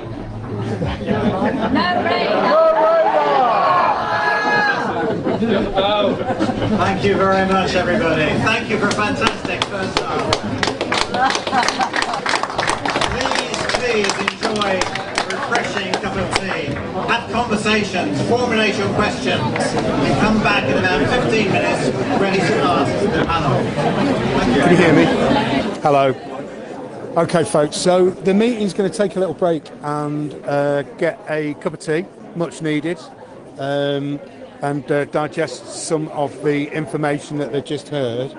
And I'm going to see if I can grab a word with some of the people here. Hello, mate. And just see what people made of those presentations and the films. Hello, mate. Do you want to say hello? Right. Yeah. What's brought you here today? Was it you live locally? I live locally. And what do you think of all this? What do you think of the first part of the meeting? I thought it was very well presented on the whole. I mean, the detail and the factual content was very, very good, actually. So people can make a determined sort of a reaction to it on some like an informed decision. Objectivity, yeah, it's very good. Was there a bit of it that struck you particularly? Something that you'd not heard before? Well, I hadn't heard the science. I mean, from the two science professors, I didn't know that, so that's fine. That's worth knowing. I mean, I can't repeat it, but still, it's still very, very good to hear it and know it's there. Actually. Nice one. Thanks for talking to me. Get yourself a cup of tea while the getting is good. Okay, so who have we got? Let's see who we got. Oh, the CND fellas over there. He might talk to us. It's very busy. It's a really, really full room, and we've been spending our time protecting our equipment rather than going to speak to people. Let's see who we got. Can't even get out of here.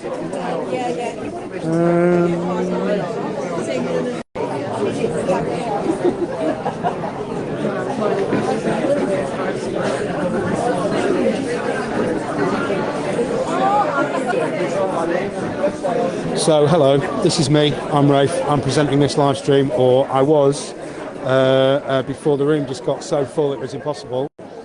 Let's see. Hello mate, do you want to say hello? We're just on the live stream. I haven't got very strong views on it at the moment. Well, what do you think of what you heard? It's interesting. It is good. My parents used to run the George an awful long time ago. And I was hearing about the bird bit. That was kind of interesting. And it's going to be making a bit of a mess of the skyline, I suppose. And it is rather nice down here. So. How close to it do you live? Well, I sort of live in Newport, but I come down to see Mademoiselle and my mother, who still lives here. They used to run the George, as I said. So yeah, we're based in Solva. Yeah, so it would be... So you'd be seriously affected? Say again? You would be seriously affected by it? Oh, I can imagine, yes. Yeah. It would be... I hope the graphics they put on there were accurate. Their science isn't too hot. Have they actually got any data about the actual frequencies they're going to be using? The guys, they haven't been given that data, have they? I'm so not the right person to ask about that. Yeah, hang on. But thanks very much, mate. I'll let you get a cup of tea. Cheers. Okay. Nice one, thanks.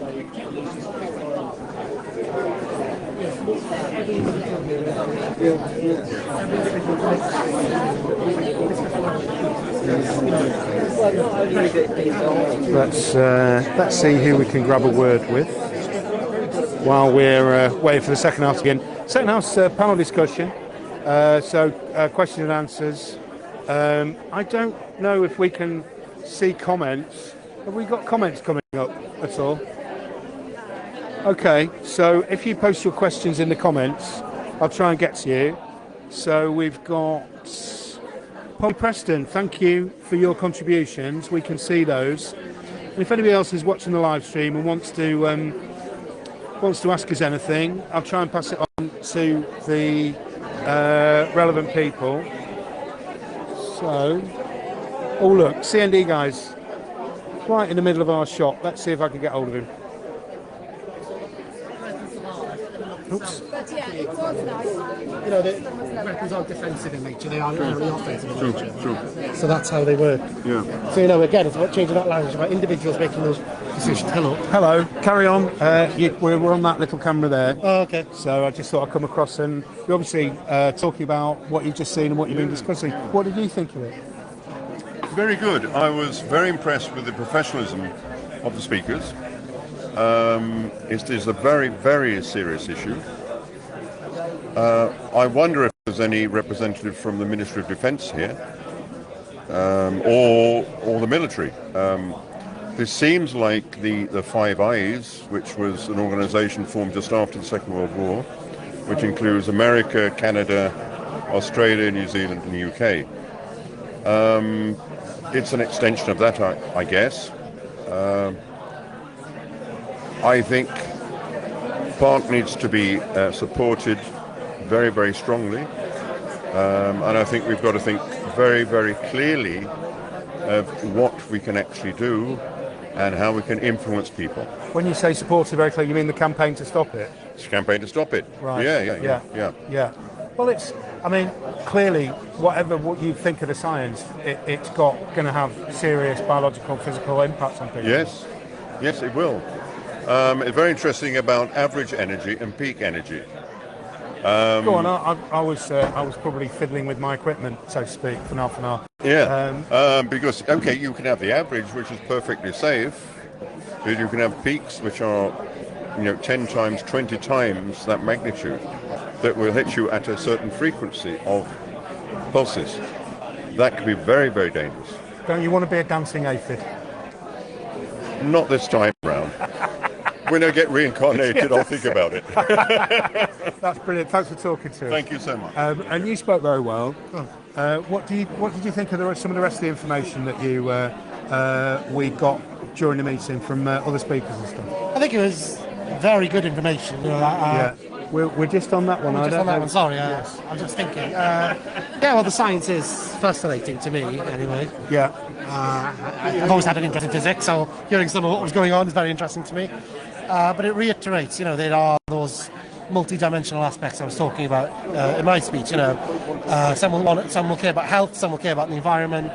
But whatever you care about, there is a reason to oppose DARC, clearly. From what we see, whether you follow the science, whether you follow more moral arguments like the ones I were making. But as a spokesperson for CND, don't you want to be at the forefront of a new technological military age? Well, I think, there's a very interesting thing for a lot of us in CND, which is I think most of us are amazed at atomic power. But what is being very clearly demonstrated is those advances in technology inevitably end up being used for military purposes, being used to murder rather than to help.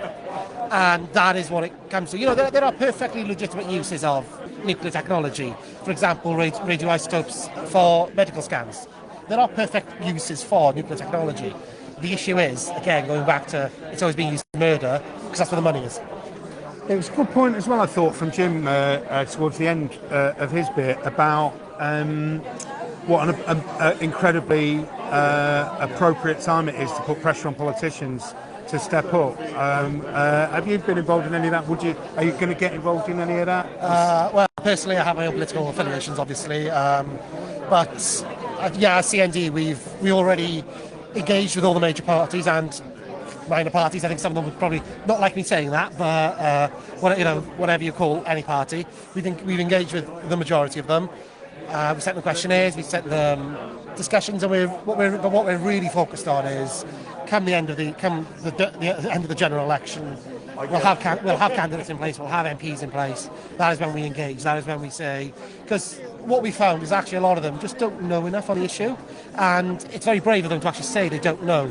I think that's something that politics is missing these days, is people saying, I don't actually know that. So what I'm really looking forward to is engaging with the new MPs all coming back, discussing our campaigns, discussing the science, discussing our moral aspects, and really just ensuring people are informed, because what we often find is when people are informed, they tend to agree with us, surprisingly enough. Brilliant, nice one. Go and get yourself a brew, and I'll see you for a second half. Thanks for talking to me. Hello, you guys. All right. Yeah, how was that? Well done. Well done, everyone. We're probably not even on the camera over there, but they'll be able to hear us. So well done for running over time with loads of really interesting information. Catastrophic overtime. It's really 5 minutes over, I think. I love the thing about screwing the politicians down before the election. Yeah. As you said, it's a perfect moment to put a bit of pressure on and try and get them to commit themselves to opposing this. I mean, mental, absolutely mental. What, are they going to make you live in a microwave? And without any kind of involvement, any kind of consent, Yeah, well, that's kind of the point. It's like the evidence is, we've provided so much evidence already, so it's not difficult, as I said in the thing, for politicians to look at all of that. Like, blatantly what's happening is they are avoiding the question until after the general election. Absolutely, and that's the context of this election at the moment, isn't it? Is that they're trying to play as safe as possible to try and get over the line next Thursday. It's going to happen anyway, so I would like to see a brave politician actually standing up and putting their money where their mouth is, really, isn't it? Someone said earlier about the Ming Vase strategy that they've had, and I think that this is a really good example of it. It's like absolute cricket noise, silence from the Labour Party on this issue, because they've got to wait until I get across the line. But we're saying, we're encouraging everybody, as I said in my speech, to get emailing like right now, because let's bombard them, let's bombard all of them, so that there's never really any other time where politicians are remotely accountable, whatsoever. So yeah, totally. What's the Ming Vase strategy? Well, I've heard people talk about the Ming Vase strategy in terms of Starmer's strategies, like just like carrying this thing, don't say anything, don't breathe, Like, don't move. No chance of dropping it. Yeah.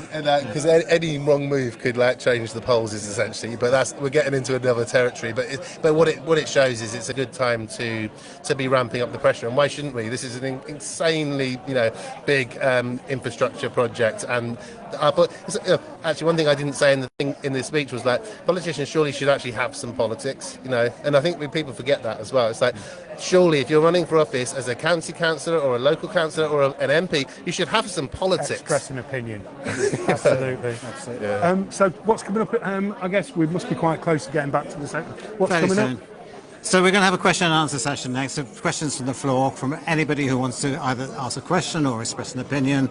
There'll be a panel of people up here who will be ready to answer the questions and to listen. Yeah. And I think beyond that, the next stage, what I'm going to say is as well as the politicians, as well as emailing the politicians, talk to your neighbours, talk to your family, talk to everybody in the community, because as this grows exponentially, there will be absolutely no chance for anybody to say, I didn't know anything about this. Excellent. Well, we are getting some comments through on the live stream. Yeah. So if we get any questions, one of me or Gary will shout out and get some questions from outside. Maybe say that when we start the second half as well, to invite questions. Because part of the thing is, it's not just about questions. It's about we want people to get involved as possible with this campaign. So it's about a discussion where people can throw in ideas, campaign thoughts, and feed into this campaign as well. Well, and I think, as you say, there is some urgency, because whatever you can do in the next week might have some serious impact. Brilliant, nice one, guys. Looking forward to the second half. I might annoy Roy.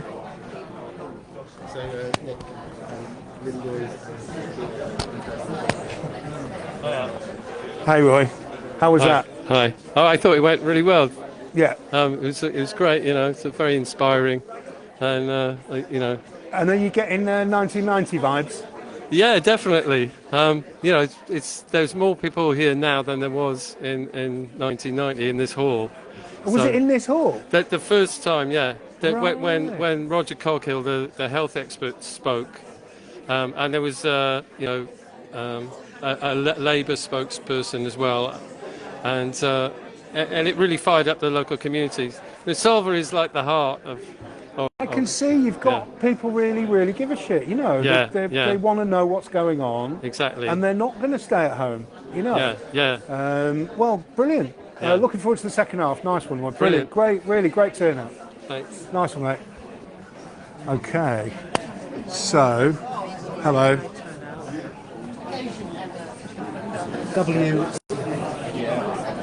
So this is all very exciting. Lots of people getting a brew. Okay. Hello. You don't want to? Okay. Well, I'm live, so unless you want to be live on Facebook, to all of your Facebook fans, we'll have to leave it till afterwards. See, I can't answer any of those questions. I'm here to live stream it. So, if you don't want to tell us what you think of the first part of the meeting. Sorry. Oh, okay. But you've got some questions for the panel. Excellent, nice one. Hello. Hello. Thank you.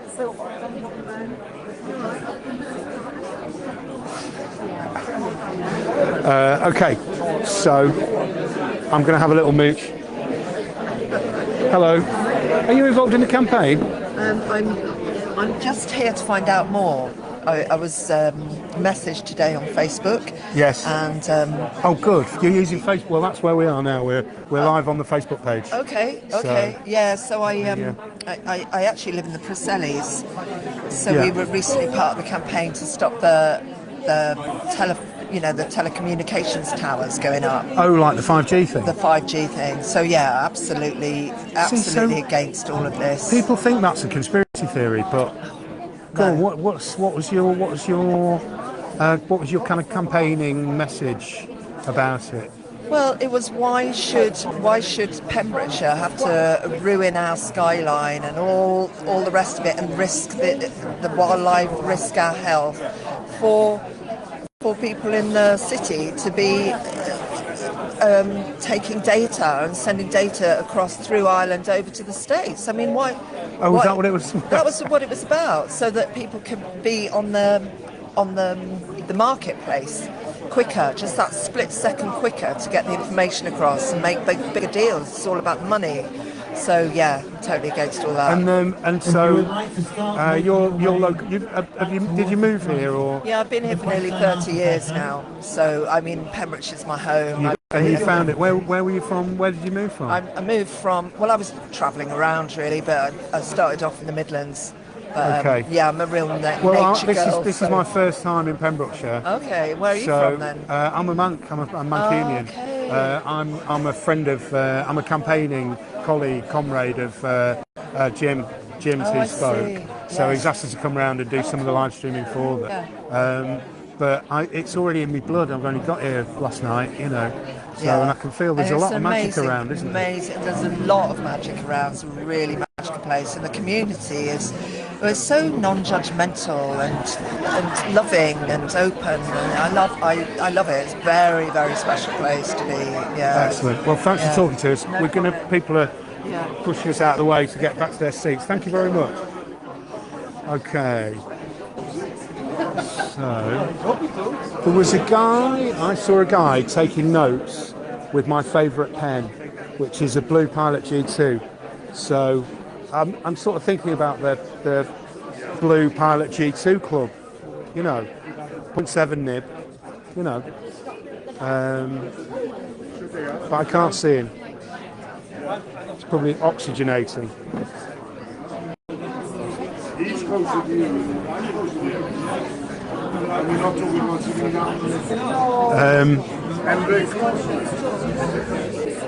Okay, I think we're going to get set up for the second half. So stick with us for a couple of minutes for more about PARC Against DARC.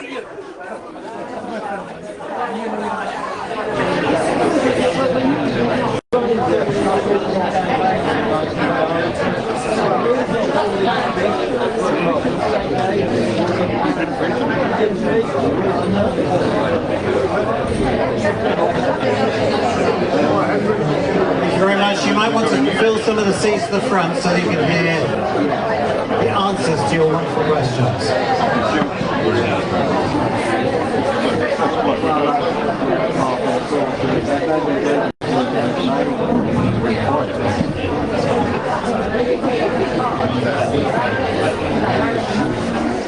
Okay. Oh, your question's about. Okay, that's great. Nice one, Polly. You stay tuned in, tuning in, and keep sharing.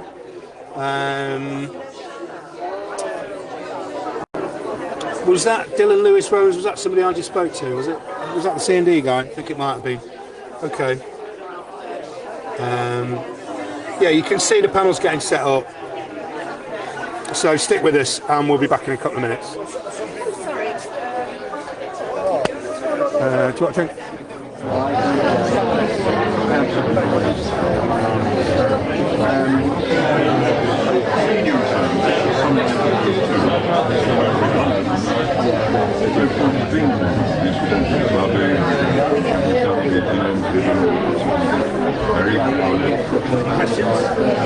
Yeah, you did.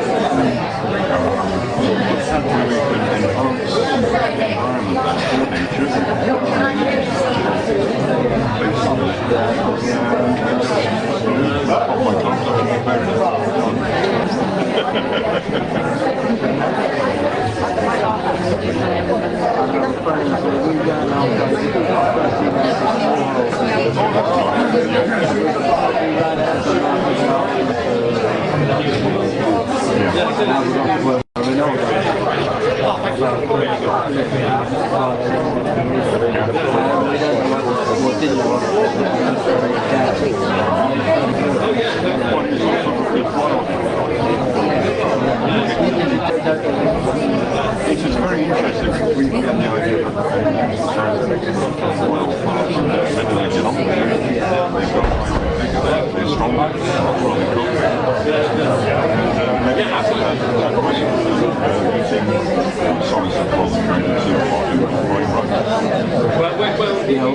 we're just moments away now from our question and answer session, so if you'd like to get yourself settled, there's still seats at the front here if you want to come forward. I'd like to invite to the stage our panellists, Emma, representing tourism, Darren, thank you very much. Jim, thank you.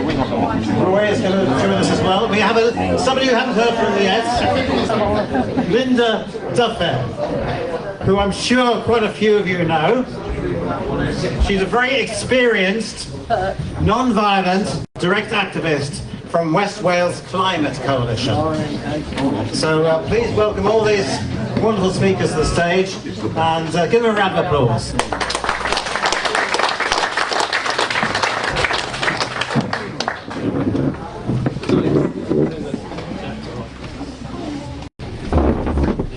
So, I hope you've got some questions.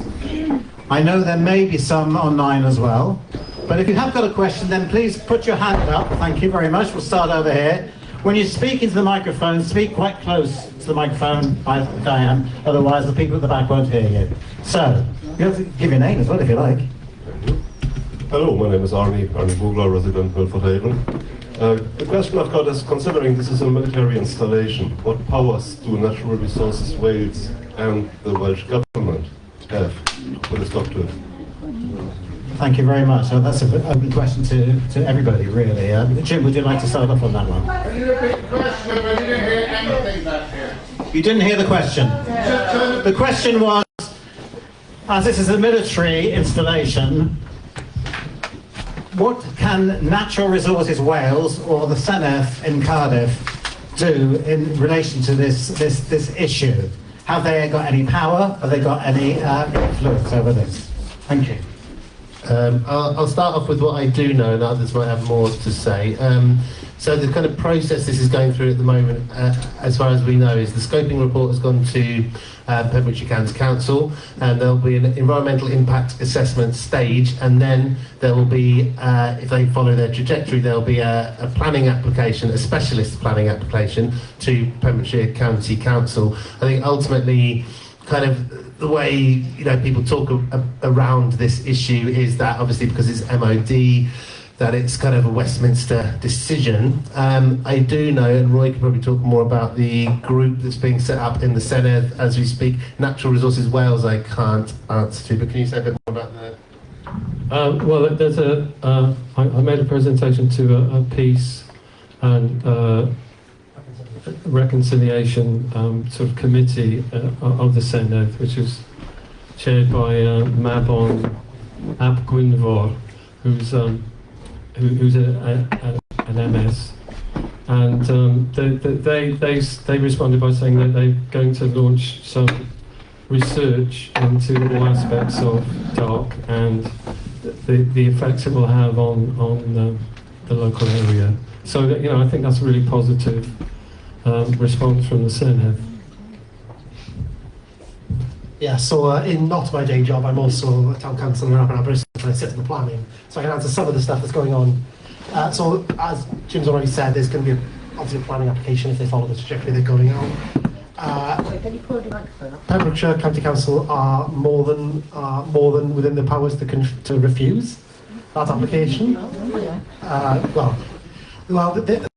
What I will say is they might not, but you can make it bloody difficult for them to agree it. And by that I mean speak to your county councillors, put pressure on them, campaign to get them, especially the ones who sit on the planning committee, whatever they call it in Pembrokeshire County Council, because everyone's got different names for it. Put pressure on them to attend the meetings, to make sure it's not a delegated decision, so that it goes to the committee and not just to an officer to make that decision. And that's where hopefully democracy can play its role in terms of making sure that that it can possibly be refused. I live in hope. I'm ever the optimist. But if it does get approved, my understanding is that it can be appealed to the Welsh Government, who are also a planning authority. Don't quote me on that. But the main thing that the Senedd specifically can do is, by the Peace and Reconciliation Group chaired by Mabon, do their research, get Senedd members, get MPs, especially the ones who represent the local area, to put out statements, hopefully in support of our campaign. And it's all about that public pressure. It's the vast majority of planning applications get no public attention. But if so, the ones that do get public attention are all the more notable for that. So the more public attention it gets, the more people who speak to their county councillors, the more people who write objections, the more people who cite various reasons for objecting, whether it be the environment, whether it be any other issue that you care about.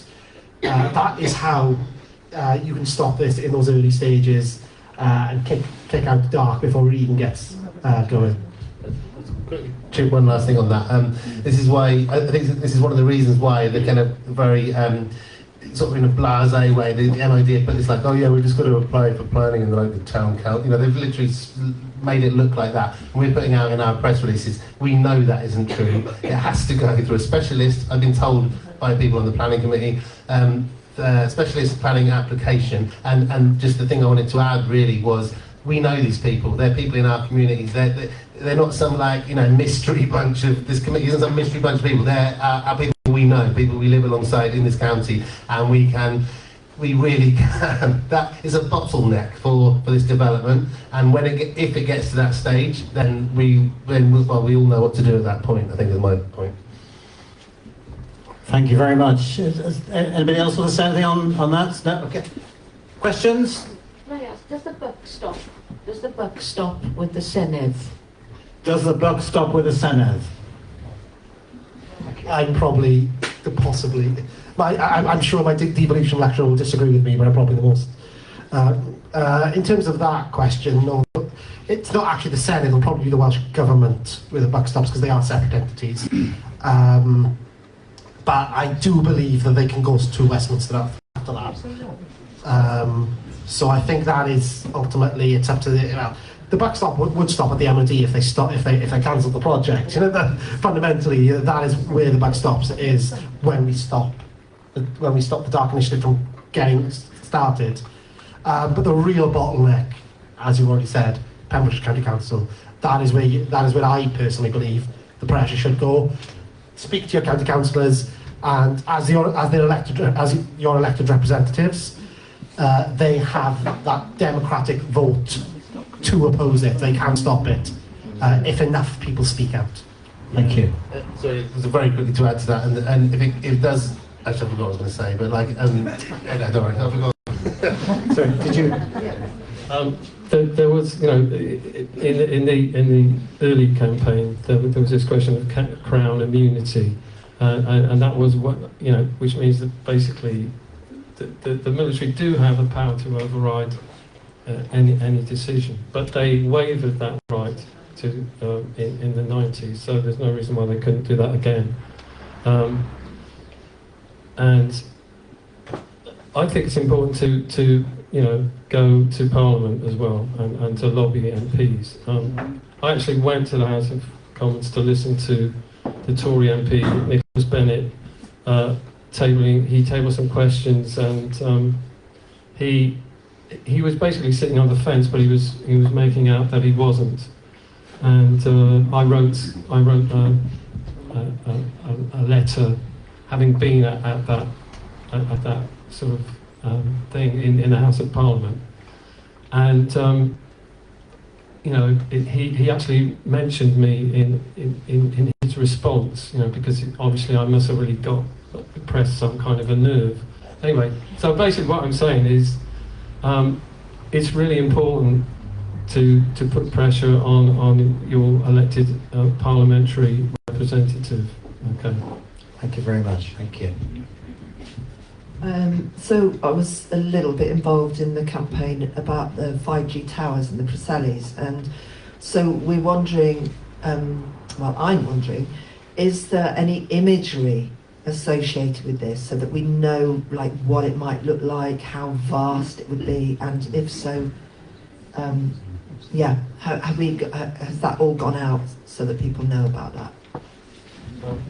Well, yeah, you know, the website What we did, we went round and took some landscape photos, and then superimposed pictures of trying to be as accurate as we can of the scale of them within the landscape setting.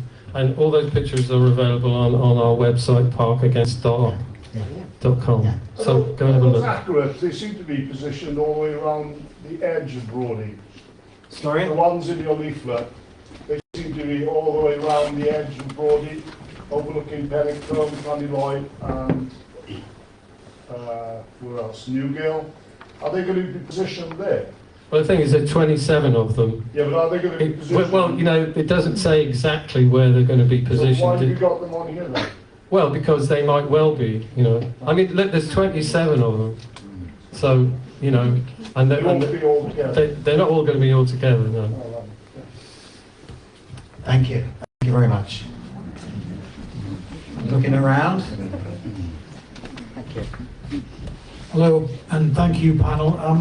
I am a resident of Newgale, and I'm part of a small group of people who live in Newgale and the Brandybrook Valley.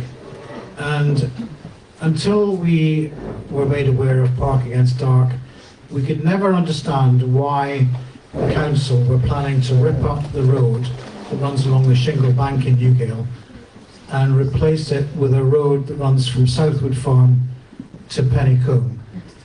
I'd like to ask the panel whether or not they've heard about us and whether or not the audience can contribute to whether or not they think there's it's a coincidence that the road comes before the radar station. Thank you very much. Did everybody hear that? Yes. I mean, I was aware of that because you reached out to us, and it does seem a very strange coincidence.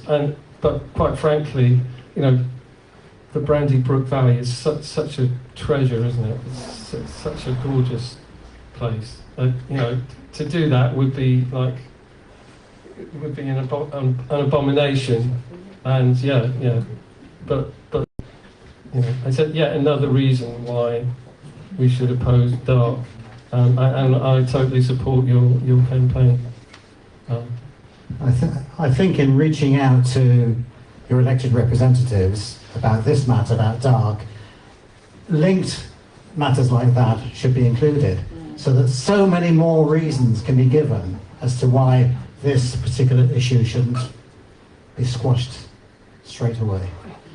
Yeah, and obviously, you know, things look like coincidences and blah blah blah. You know, it's like, but working together on this is definitely something that's going to be a good idea. And yeah, and bearing in mind that they're talking about 100 lorries a day, which means 200 lorry trips on the way back, it kind of would slightly make sense, because you know they're going to want to, you know, it just all falls into place. But it gives us another lever actually, because it's a community response to an issue like that. Thank you. Got a question over here.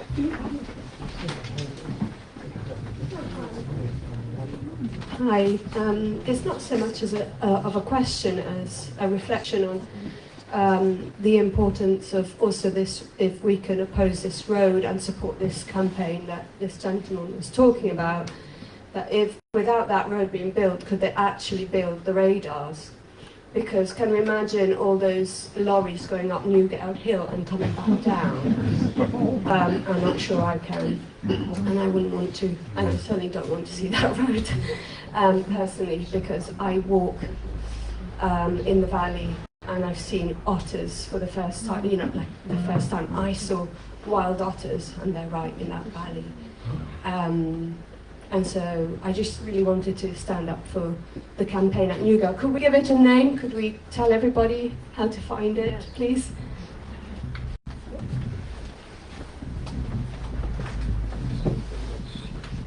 So we are collectively called STUN, Stand Up for Newgale.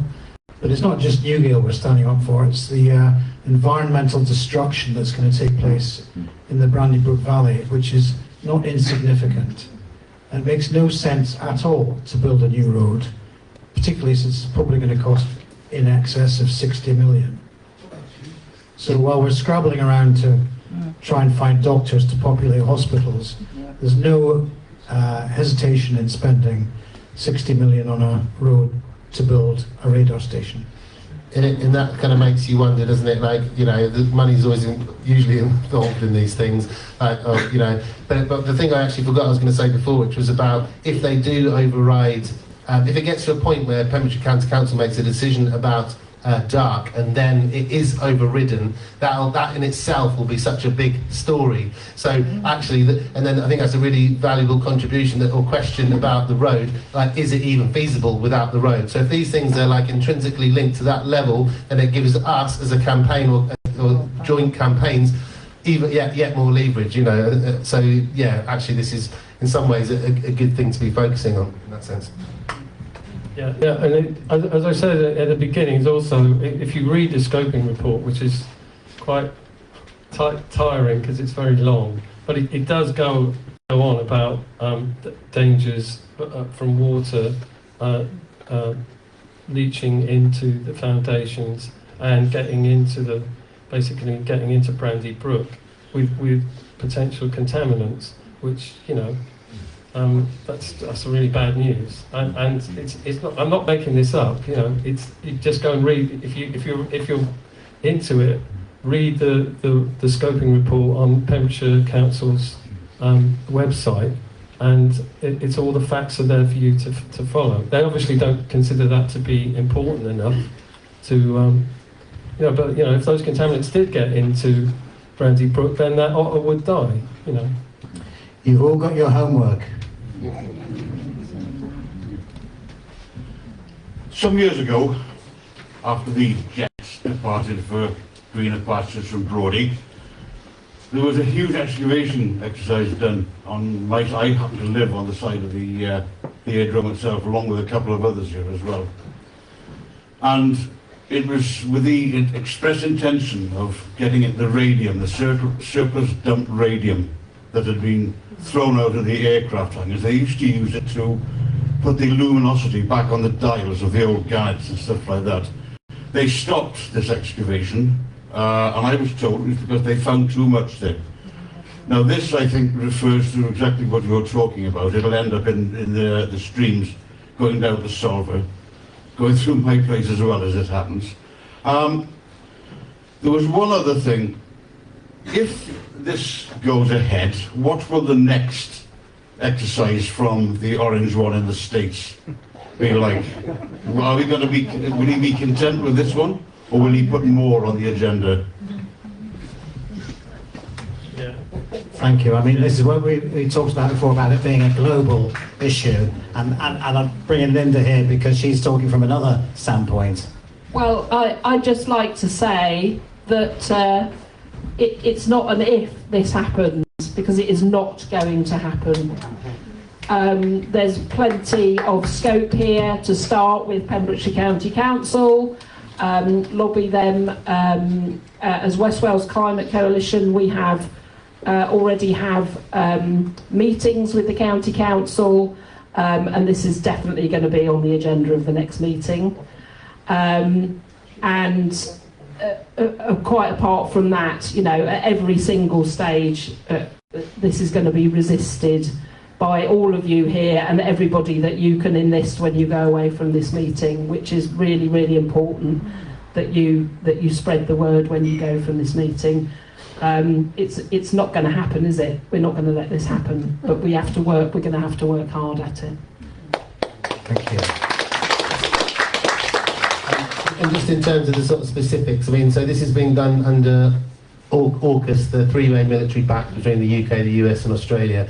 Their actual intention is to build one in the northern Australia. We are in touch with the people, you know, the sort of campaigners there already, you know, that we've been reaching out to each other, and one in Texas and one here. So the kind of strategic aim for them, the reason why they're, because obviously in a sort of geographical sense, they then get complete coverage of space. So that's kind of, in terms of this actual project, that's their intention, is to build the three. But the point is as well, and one of the things to remember about this campaign is, like, one of the reasons we've hit the ground running on this campaign in the way we have is because it is an international campaign, and we will ultimately be working with our in solidarity with our international other campaigns. So it's a kind of like, so winning the campaign in Pembrokeshire is going to be, which we will do, will be actually a really important step and a block for the wider project as well. And it also means they can't kind of just like, okay, we're not going to do it in Pembrokeshire, we'll do it in Scotland. I mean,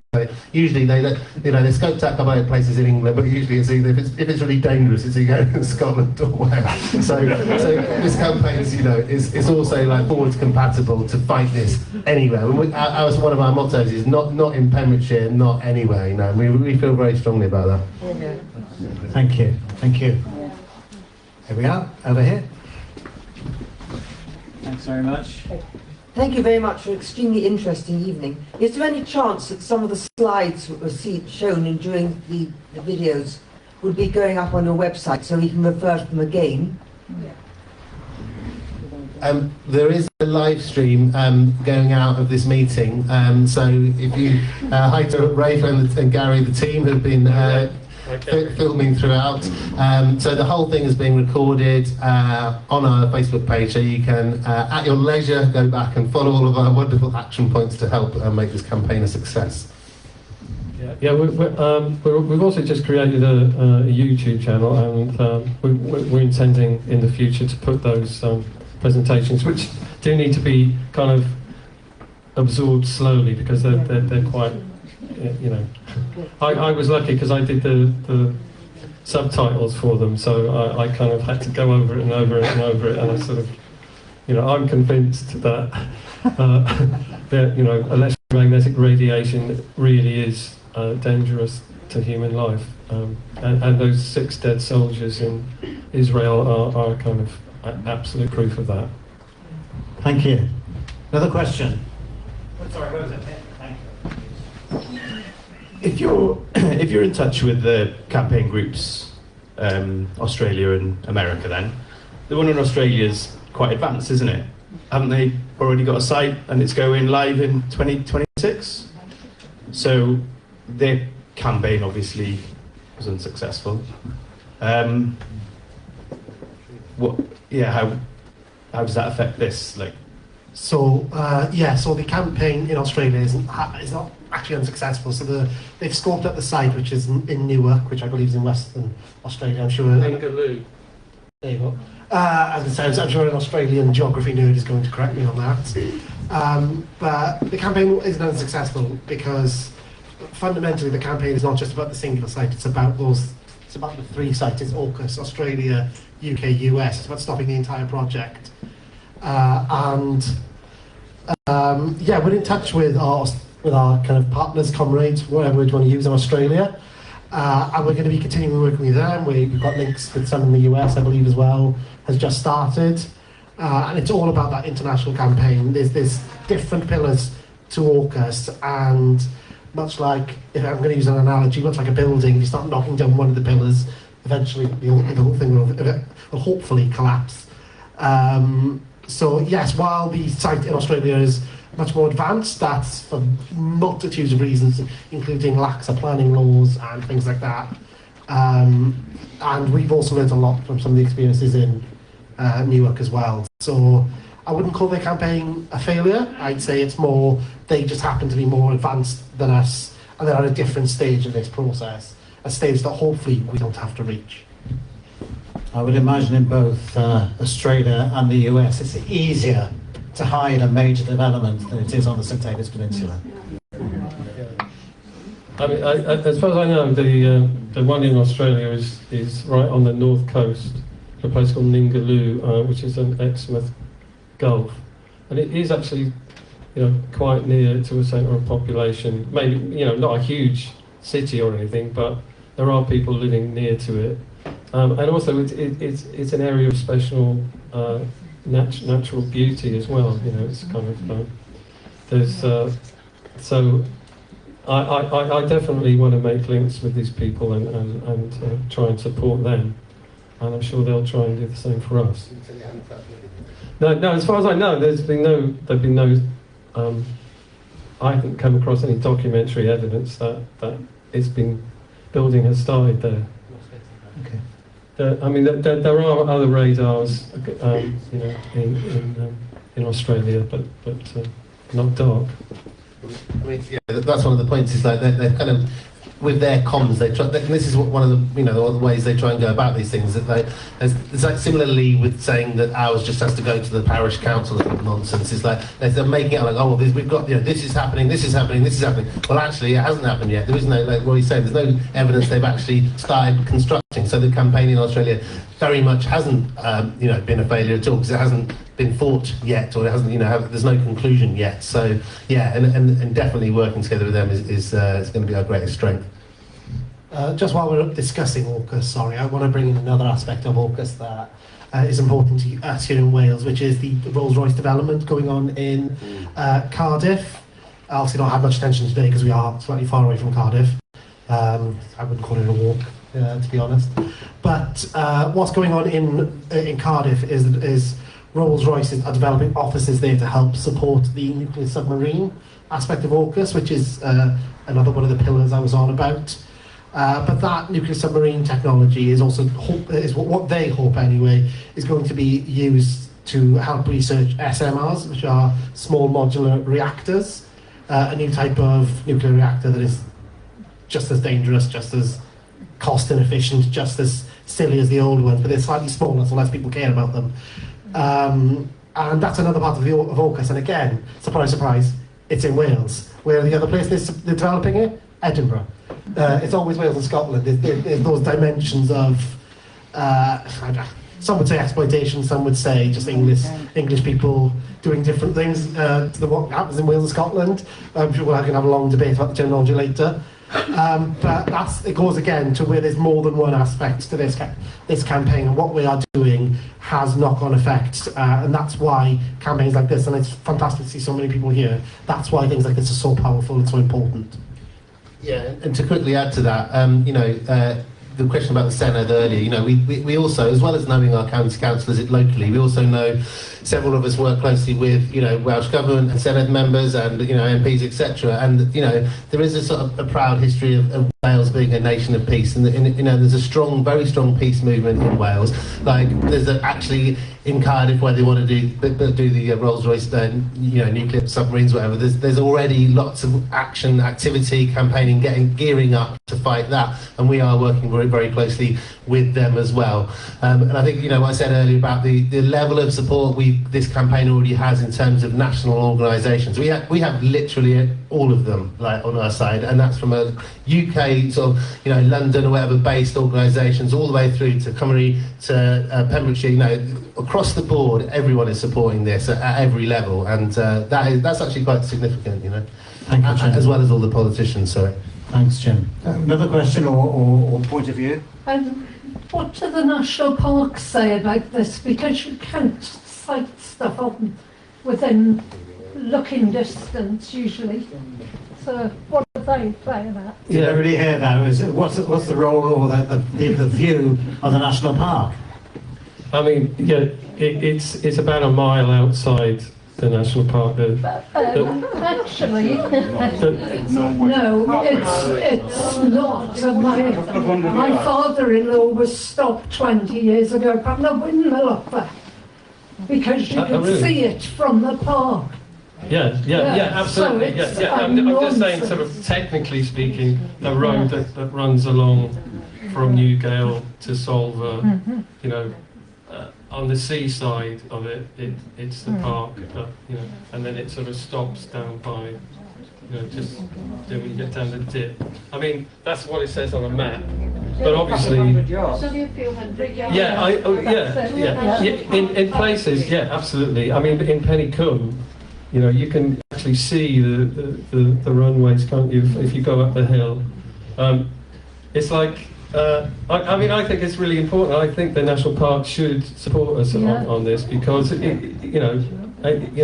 Environment Wales on the scoping report, they say that this is going to have an impact on places of beauty in the national park, and so that's significant, isn't it? Because national parks are made for the people of Great Britain to enjoy, and they're a great resource for us all, and we need to protect them, and this does threaten that. Has Brawdy been earmarked for this because it's MOD land and the 14th Signal Regiment is likely to leave in 2028, and so that would be empty, and this would be a place that the radar could be sighted without, because it's MOD property. Is there nowhere else in Britain that they could use? They did scope. There was got five sites, and then they landed on that one. And yes, that's definitely the reason why that's one of the reasons. Sorry, but that's in terms of the trajectory of the kind of project, they're saying that they leave and then DARC enters kind of thing. Just to quickly add on about the national park. I mean, essentially, because lots of people have been asking about this, and absolutely, it's basically inside. The peninsula goes around Brawdy, so it's basically inside.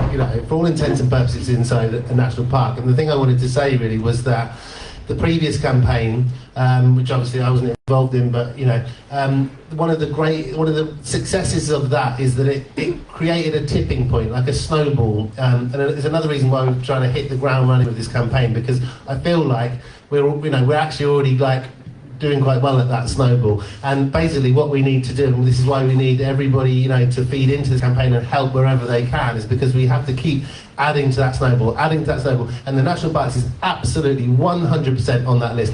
They have to come on site, and the thing is, they will be forced to. Last time, I mean, Roy can tell you about this. Like I say, not me, I wasn't there, but eventually, everyone, all of the local papers, every single body, everybody was on site, and that is exactly what we need to do again. Yeah. I mean, they did. Do you remember? I can't remember exactly where it was, but over to down campaign to stop that from happening, and it was scrapped. Wasn't that the directional beacon? Sorry. Wasn't that the directional beacon at Stumble Head? And that went ahead, didn't it? No. It was a mobile phone booster mast, basically, on the Pencombe. At Pencombe, so yeah. But the national park opposed it, and that was the end of it. That was recently, wasn't it? Yeah. There's one here first. Have the national parks made any statement yet towards any of this? Have they said anything? No, not currently. But why don't you write to them? I was going to say that's another letter for everybody to write. Why don't you all write to them? Be great. I just wondered if the time had come for us to, as a body, a physical group, to actually walk to the council or park and walk to the council with our placards and really show them how we feel as a group, rather than just relying online all the time. And I'm not a great online person, but I think to actually physically show our solidarity with placards.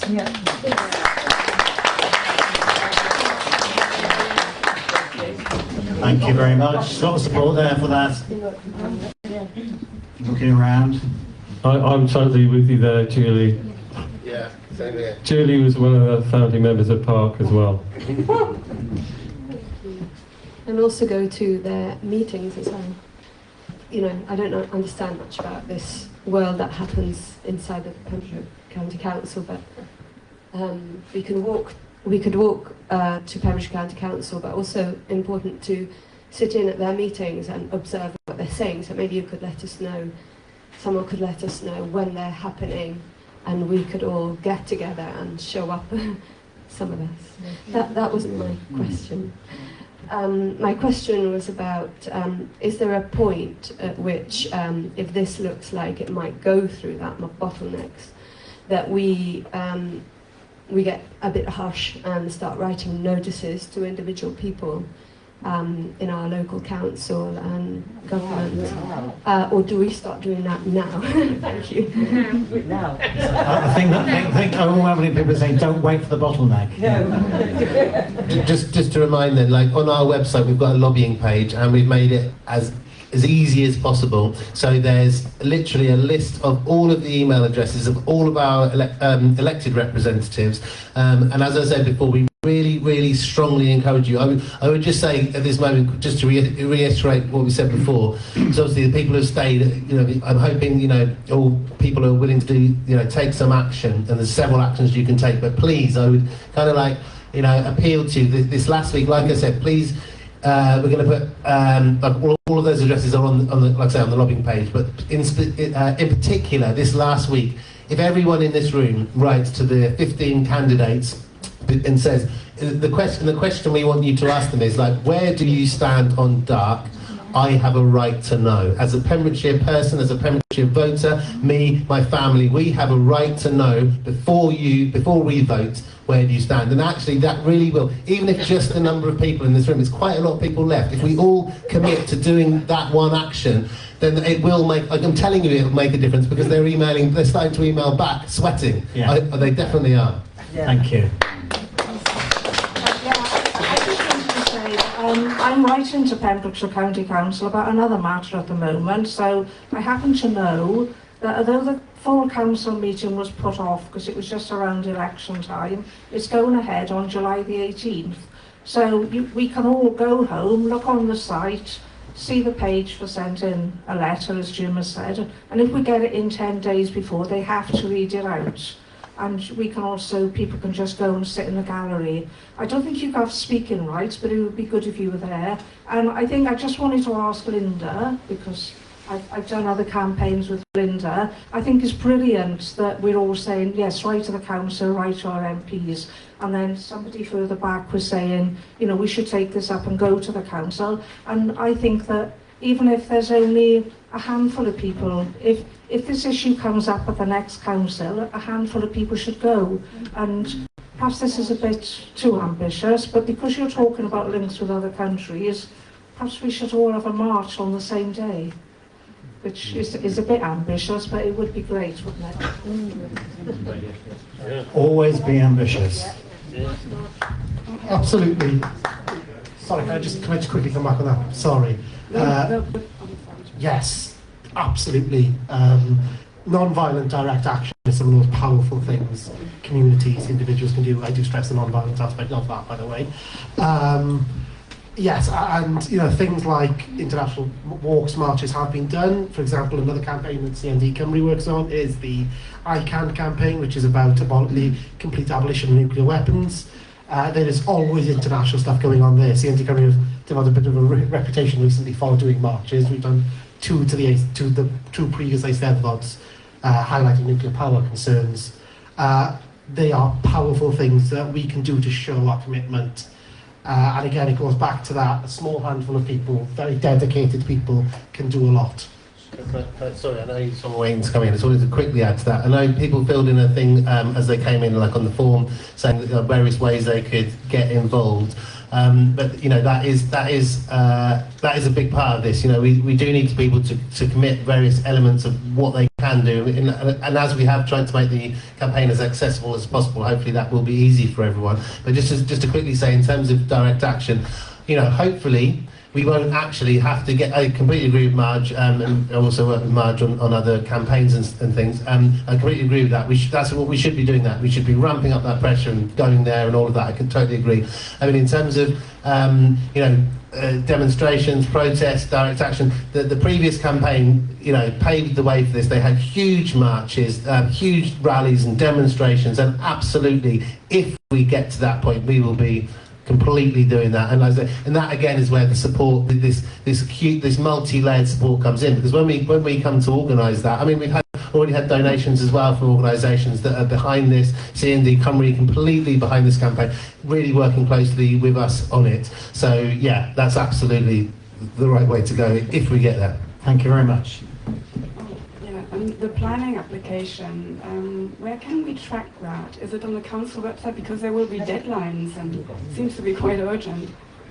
Yeah, no, it hasn't been submitted by the MOD yet. Is it on the council website then? Where can we track that? Well, there's just the scoping report, which was the kind of it was done a year or so ago. and it's been published in full on the council website. Is the link for that on the DARC PARC Against DARC website? Yeah, everything on our website is referenced in the footnotes, and there's a link to the scoping report on the website. But you know, when the Defence Minister Shapps made the announcement at the beginning of December last year that Brawdy, or what he called it, Corridor Barracks, was the preferred site for DARC. He said this was pending an environmental impact assessment and then a planning application to Pembrokeshire Council. Okay, so the first bit hasn't been done yet. The environmental impact assessment hasn't been done. If we go back to the past, they did an environmental impact assessment, but they never actually made it public to us. You know, they kept keeping us guessing, and it was really frustrating. You know, there's these kind of games they play. Obviously, there's nothing we can do about that, because that's been commissioned by a body who's basically funded by the military. But when it comes to the planning application to Preseli Council, that is something that we can definitely challenge, because we have rights as members of, you know, Pembrokeshire. You know, they need to be made accountable, and on things like health, you know, we can really challenge them on that. You know, in the past they refused to even conduct any health surveys on the dangers of radar. You know, and that's appalling. And you know, but so when it comes to the time when they actually do submit that planning application, we're going to be, you know, throw everything we've got at it, and we want everyone else to help us do that. And the website, the email list will update everybody on when and if and when that happens. Absolutely, yeah. Thank you. I'm aware of the time. We're 9:20, and unless there's any pressing questions, I'm going to just maybe wind this up by asking everybody just to give 1 minute to say what you want to say that you haven't yet said tonight. 1 minute, starting with Linda. I think I've pretty much said it already. Please, will you go home and take one action? Jim has suggested contacting your candidates in your area about, you know, whether they're supporting the PARC Against DARC campaign. I would also suggest that it's very easy. I found it really easy to contact all of the elected representatives in one email. You just blind copy everybody in, and you do get some responses, and pretty much all the responses that I've got are really supportive of the campaign. So it's about, I haven't sifted through them all to kind of, you know, press them a little further on what they're going to do yet, but if we all did it here, and you all go and tell one more person, that's going to be massive. So that's what I want to say is, you know, power in numbers. Thank you very much. As Emma hasn't said anything yet, so I'm sure she's got something to say. I know. Well, I don't have anything specific to say other than I think it's probably just good that we are having this meeting, and I think everyone should go and talk to their friends and family and find out more about the whole subject, because I'm learning an awful lot about it tonight as well. And we just need to talk about it, and I think the key thing is that this is where we live, and it's up to us whether we want to live next to that or not, and could it lead to other things, really. So it's about knowledge, really, for me. Thank you. Dylan. Yeah, I think I've talked quite a lot today. You probably all started hearing my voice by now, but for me it goes back to one fundamental thing, which is the power that we as individuals have as a community to affect change. And that requires doing one single action. If everyone decides to do one single action, that is one more action that's been done. That is how I think of that. So it's all about definitely committing to doing one thing. And even if you only do that one thing, you've helped. do more if you can. But fundamentally, it's about saying, yes, I will definitely do this. I will write to my councillor. I will write to my candidate. I will write to Pembrokeshire County Council. I will do something to ensure that my voice is heard, because that is the most fundamental right that we have as citizens here, and it is absolutely the best time to exercise that right is something like this. Thank you. Roy? Yeah, well, I'd just like to say thank you to you guys for coming and making this evening such a great success. I think you're amazing. And I went to see St Davids City Council and made a little presentation to them. I just read it out, but very similar to what I did here tonight. And every single one of them said instantly, "I totally support you," and you have the backing of the council. There's something very powerful about going to a place and talking to human beings directly to change their hearts. And I just encourage you all to do that. And I reckon we can win this. I'm absolutely sure we can win. So thank you very much. Thank you. And Jen, finally? I'd also like to say thank you to everyone who came tonight, and actually I can't kind of tell you how much this really means to the campaign, because the people who've been working so hard, I can't tell you how hard people have been working on this, and this really does mean a lot. The actual message I kind of wanted to leave us with was kind of similar to the other thing, but it's to actually please everyone believe we can win this, because it's very, often people think, oh well, they're going to come and they're the military, they're going to do this. No, this is not a done deal. This is absolutely not a done deal. Please believe, because other people, when you go out into the community, will say oh, they're going to do it. No, they are not. We fought it before. We're going to fight it now, and we are going to win.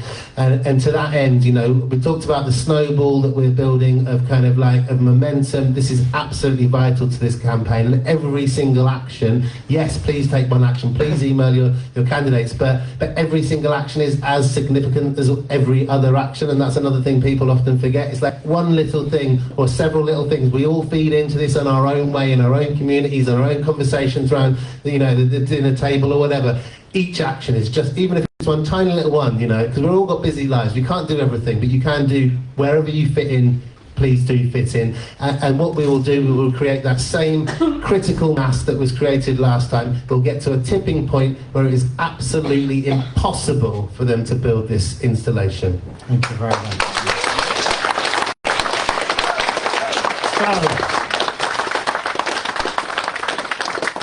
Thank you very much to the whole panel. Diolch yn fawr iawn I chi gyd. And thank you to all of you for staying on quite late tonight. You've all got your homework. And you've all got people to talk to, not just the emails you're going to write, but your friends, your family, your neighbours. There may have been 150 people here tonight. There's thousands more who want to know about this. Some of them have signed the petition, some of them haven't. So please, let's all recognise the power of one. Thank you.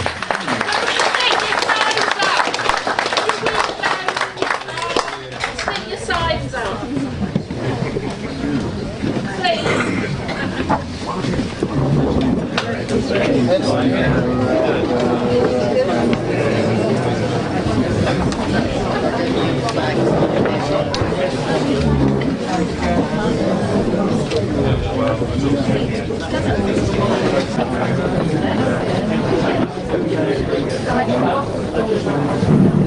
Okay folks, thank you very much for watching this live stream from PARC Against DARC in Solva. Please do get involved in the campaign. It's really crucial that we don't microwave otters. Alright, thank you very much for watching. Signing off now. Thank you.